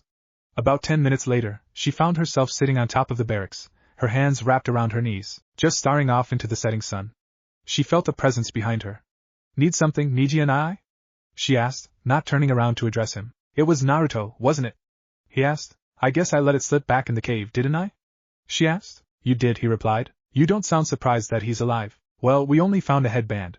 I couldn't believe he was dead with just that bit of evidence. Well, that answers the suspicions I had about the man we met earlier, said a familiar voice from behind Hinata and Niji. Hinata and Niji looked behind them to see Shikamaru standing there, looking like his lazy self. So you didn't think he was dead either? Niji asked. Naruto dead? Hell will probably freeze over first, and it would probably happen because of him, Shikamaru replied. Niji cracked a small smile at that. Probably. So Hinata, did you tell him? I tried, but the words just wouldn't come out of my mouth no matter how many times I tried, she replied to Niji's somewhat unspoken question. Are you going to tell everyone? Nah. That would be too much work, and cause me far too much trouble. I'll just wait for Naruto to come back, which, if I'm correct, should be fairly soon, in light of what has just happened. Shikamaru sighed. Well, I'd best be going. Kakashi wants me to do something rather troublesome. Shikamaru made a hand seal and disappeared in a swirl of leaves. Has he changed any? Niji asked. Hinata put her head into her knees, smiled, and blushed slightly. He's matured a little, but other than that, not much at all. I see. Well, I should be going. I have things I need to do. Niji walked off to begin his duties. Hinata just sat there, staring off into the sunset. Kakashi stood in the command room with Guy looking out the window over the courtyard. Kakashi was waiting for the messenger hawk from the scouts that had been set out in the field a few days ago by the person in charge previously. The group that was sent out was supposed to send a messenger hawk back at the end of each day that they were out. What are you waiting for, Kakashi? Guy asked. The messenger hawk came into view just as Guy asked. It's finally here, Kakashi said, ignoring Guy's question. The hawk landed on the perch, and Kakashi quickly detached the note from its leg. He opened the note. The note was written in code, but Kakashi could read it regardless, so he was telling the truth. What are you talking about, Kakashi? That man we met earlier today in the forest. I had met him before that day in the village. He told me Kumo had sent forces to siege this fortress, and this note confirms what he said. He knew the shadow clone jutsu. Only high-ranking jounin in our village know that jutsu, Kakashi, Guy said. I know that. However, there's one other who knows that jutsu. We never did manage to find a trace of his body. If it's Naruto, why didn't he just come back? And how can he use the Mokuton? Those are very good questions, Guy. I suppose we'll find out the answer soon enough. He'll be tried as a rogue ninja. You know that, right? Kakashi nodded. I know, and I'm sure if it's him, he knows that as well. Anyhow, tell everyone what's happening, and that they should get a lot of rest. We only have about a day before they arrive. Right, Guy said, leaving the room. A day and a half later, the Kumo ninja were mere hours away from their destination. They had met no resistance on their way to Konoha borders. Back in the day, they would have already been attacked, but it must have been true that Konoha was at their weakest. Either that, or the Konoha ninja were just waiting for them to get close and then strike, instead of doing it far away from their own base. A man named Darui was in charge of this operation. He was sitting on top of one of the massive bear summons, who was dragging the rather large siege equipment, along with the rest of its kind. Darui sighed as he stared up at the clouds. We would have been here days ago if we didn't have to drag this siege equipment. Darui, don't you think it's weird we haven't met with any resistance? C asked.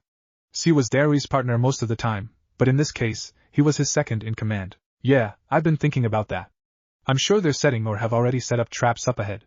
I've sent some men to scout for them. A Kumo jounin appeared next to Darui and C. Sir, all the men you just sent ahead have been killed. Darui raised an eyebrow at this. Really? What type of weapon was used? Some were cut in half along, with trees they were near. I'm assuming it was done by a very large sword or bladed weapon, the man replied. What does this mean, Darui? C asked. It means the Kyuubi Jinchuriki is watching us, he replied, and you're just going to sit here? C yelled. What? You want me to go into the forest and search? If he really is here, he'll come to us, Darui replied somewhat lazily. They came to a massive clearing. It was the only clearing from here until the actual fortress. There was a black figure standing in the middle of the clearing. Hey, Darui, look! There's someone over there! C yelled. C was always far more serious than Darui, and this was just one of those times. Calm down, C. You always get so worked up over things, Darui said, waving C off. The dark-skinned man sat up and looked at the black figure. Well, if it isn't Naruto Namikaze. I see the info Yujito brought us was accurate. C, use your sensor abilities to make sure that's who I think it is. C quickly made hand seals. A bead of sweat suddenly rolled off of C's forehead. That man has an extraordinary amount of chakra.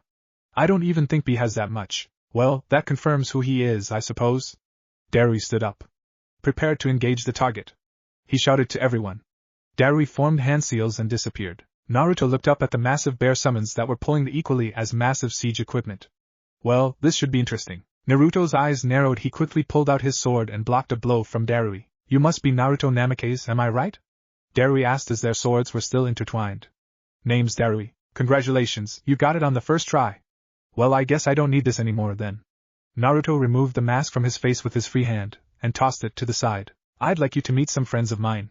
3 massive clouds of smoke appeared behind Naruto. Darui jumped back to avoid anything that may happen. When the smoke dissipated, he saw 3 massive tigers. One was black and white striped, and was clad in a silver-colored plated armor. The tiger had spiked shoulder pads and a headpiece, along with metal claws over his normal ones. There were also plates of metal going down the length of the tail. 2 other tigers that were just as massive stood behind beside the one in silver armor.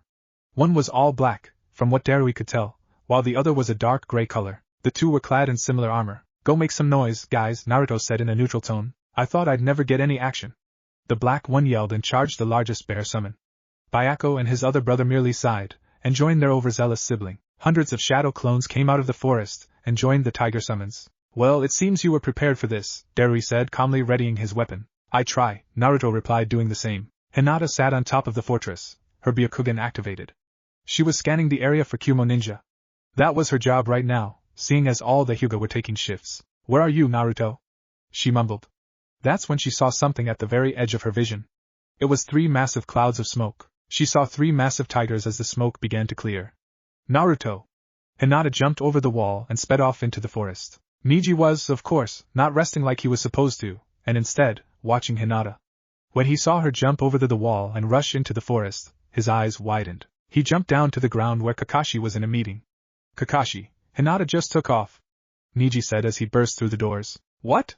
Where did she go? No idea where she was going, but I know the direction she went in, he replied. Damn it, after all the planning and traps we set up, she has to do something like this. Kakashi rubbed his temples. Alright, the enemy is only a few hours away, but we can get there much more quickly, seeing as we're not dragging siege equipment along. Shikamaru, how many were reported in that group? About 600, Shikamaru answered, and we only have about 400 or so here.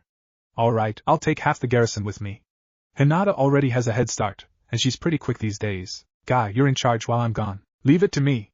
Guy shouted overzealously. Alright, let's go. Kakashi stormed out of the room. The garrison was already lined up. They knew there was a problem. Alright, Hinata Hyuga has, for some unknown reason, taken off. Half of you are coming with me, Kakashi stated as he pointed at one half of the garrison. They nodded in agreement. Good, let's go. Kakashi commanded, jumping up and over the wall of the fortress. Naruto and Darui clashed swords. There was nothing flashy or fancy about their moves.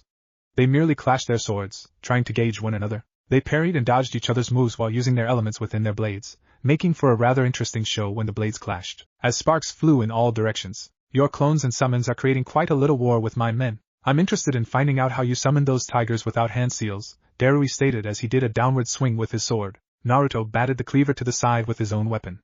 Well, you'll have to beat me if you want to find that out. However, I'll show you something else interesting that isn't in your books about me. Naruto jumped back, stabbed his sword into the ground, and started performing hand seals very rapidly.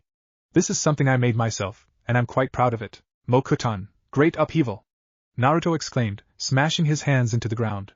The ground began to shake violently. Massive roots shot out of the ground, tearing it apart. The massive roots went straight for the siege weapons and ripped through them. The tigers saw it at the last moment, along with the other summons, and jumped to the sides. Naruto! Bayako roared as he smashed a bear summon in the face with his plaited tail, knocking it to the side. How many times have I told you about giving fair warning? Whoops! Looks like I made him a little upset, Naruto muttered as he grabbed his sword. I have to say, that is interesting, considering that there shouldn't be anybody left with the ability to use that type of jutsu, Darui said, trying not to sound impressed. Although you managed to take out about half your clones at the time. Same. Yeah, well, they're just cannon fodder anyhow. Naruto disappeared, only to reappear in front of Darui, making a downward chop with his sword. Darui dodged to the right. However, Naruto stayed with him and thrust his palm at the man's midsection. The palm thrust, however, didn't make contact either, as Darui barely managed to dodge that as well. The ground in front of the palm's strike exploded. Darui got some distance in between himself and Naruto. He found a few of his ribs were broken once he came to a stop. What was that? A highly concentrated burst of air? I would have either died or been really hurt if I got hit dead on by that, he thought. Both Naruto and Darui looked at the tiger's summons to see that they had won the battle with the bears. The bear summons left in defeat. Naruto, we have done our part. The rest is up to you. Don't get yourself killed. Bayako's booming voice rang over the battle as he and his brothers disappeared in massive smoke clouds. Let's continue, shall we? Naruto asked, charging his opponent. Ranton, Rise Sakasu. Storm release. Encouraging crushing chain tormenting principle, Darui yelled after quickly running through the required hand seals. Several beams of light shot forward at Naruto. Naruto quickly formed a few hand seals. Mokutan, Jukai Heki. Would release. World of Trees wall. A massive wall of what looked like intertwining trees exploded from the ground in front of Naruto. Naruto performed several more hand seals in rapid succession and smashed his hands into the wooden wall. Would release. Forest tsunami. The wooden wall seemed to bend downwards like a wave of water at Darui. When the wave of intertwined trees hit, they went everywhere, like when a wave of water hits the ground. Darui electrified his sword and hacked away at the onslaught of trees that came at him. Naruto looked at his handiwork. The sight before him was like a wave of water stuck in mid-motion. I hope I didn't kill him just yet. Suddenly, a massive beam shot out of wooden wave and struck Naruto in the chest, sending him flying into the trees. Naruto stood up, couching up blood. Damn, if I hadn't made a plate of armor out of extremely compressed wood, that might have put a pretty big hole in me. Still managed to shatter half my ribcage though. Naruto held up his hand and his sword returned to it. He saw the man he had been fighting burst out the top of the wooden wave, landing on the ground in front of it. Well, it seems I'm the only one who got hurt out of that exchange. The cracks in his wooden armor healed when Naruto pushed chakra into the chest piece. What remained of the Kuma forces, which was still a bit more than half, started appearing behind Darui. Naruto took a deep breath, securing his sword to his back before darting forward, directly at the enemy ninja. Naruto went through 15 hand seals. Wind release. Cyclones. Naruto clapped his hands together. Massive cyclones dropped out of the sky, almost on top of the enemy ninja, scattering many, and mangling some, while tearing up the ground and throwing chunks of earth and wood everywhere. When the cyclones finally died down, the battlefield was in utter devastation. Let's take this up another notch, Naruto said to himself. There was an explosion of power, as Naruto went from 0 to 4 tails. Darui stood breathing heavily, as he had barely managed not to get crushed with that last jutsu Naruto had used. His second in command stood beside him. See, we're returning. After getting here, we're just going to run away? We've lost more than half our forces and our siege weapons, and I'm sure from this display, the garrison form Konoha is on their way. Not to mention, that kid is still ready for more.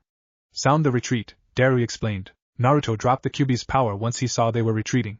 Once he saw they were gone, he just fell backwards and hit the ground. Thank Kami. I wasn't sure if my body could keep going like that, he said, now breathing heavily. I think I'll take a nap now. A few minutes later, Hinata landed in what was left of the clearing. She stopped breathing for a second when saw what could be called Ground Zero. She had seen this on the way in, but it was different being close to it. She quickly scanned the area with her Byakugan, as she had lost sight of Naruto before arriving. About 10 seconds later she found him. She ran over to him to make sure he was alright. Aside from having half his rib cage in shambles, he was fine. She sat down beside him and put his head on her lap. Is this why you had me taken home, Naruto? Hinata wondered, looking at all the damage done to the area. About a minute later hundreds of leaf ninjas started appearing all around Hinata. They were all thrown aback by the sheer amount of damage done to the area. However, what got most of their attention was the fact there was a supposedly dead person unconscious on the ground. Hinata's friends quickly moved people to the side as they made their way through the crowd to check on her. However, when they finally made it through, they just stared at who was laying on the ground in front of them. Naruto? Sakura asked, her eyes wide and fixed on the man in question. What if Naruto disappears at the Valley of the End? And thanks for watching my video till the end. If you enjoyed this content, then do consider subscribing to my channel. And leave a like if you guys need the next part. Comment down and thanks for watching the video and see you guys in the next video.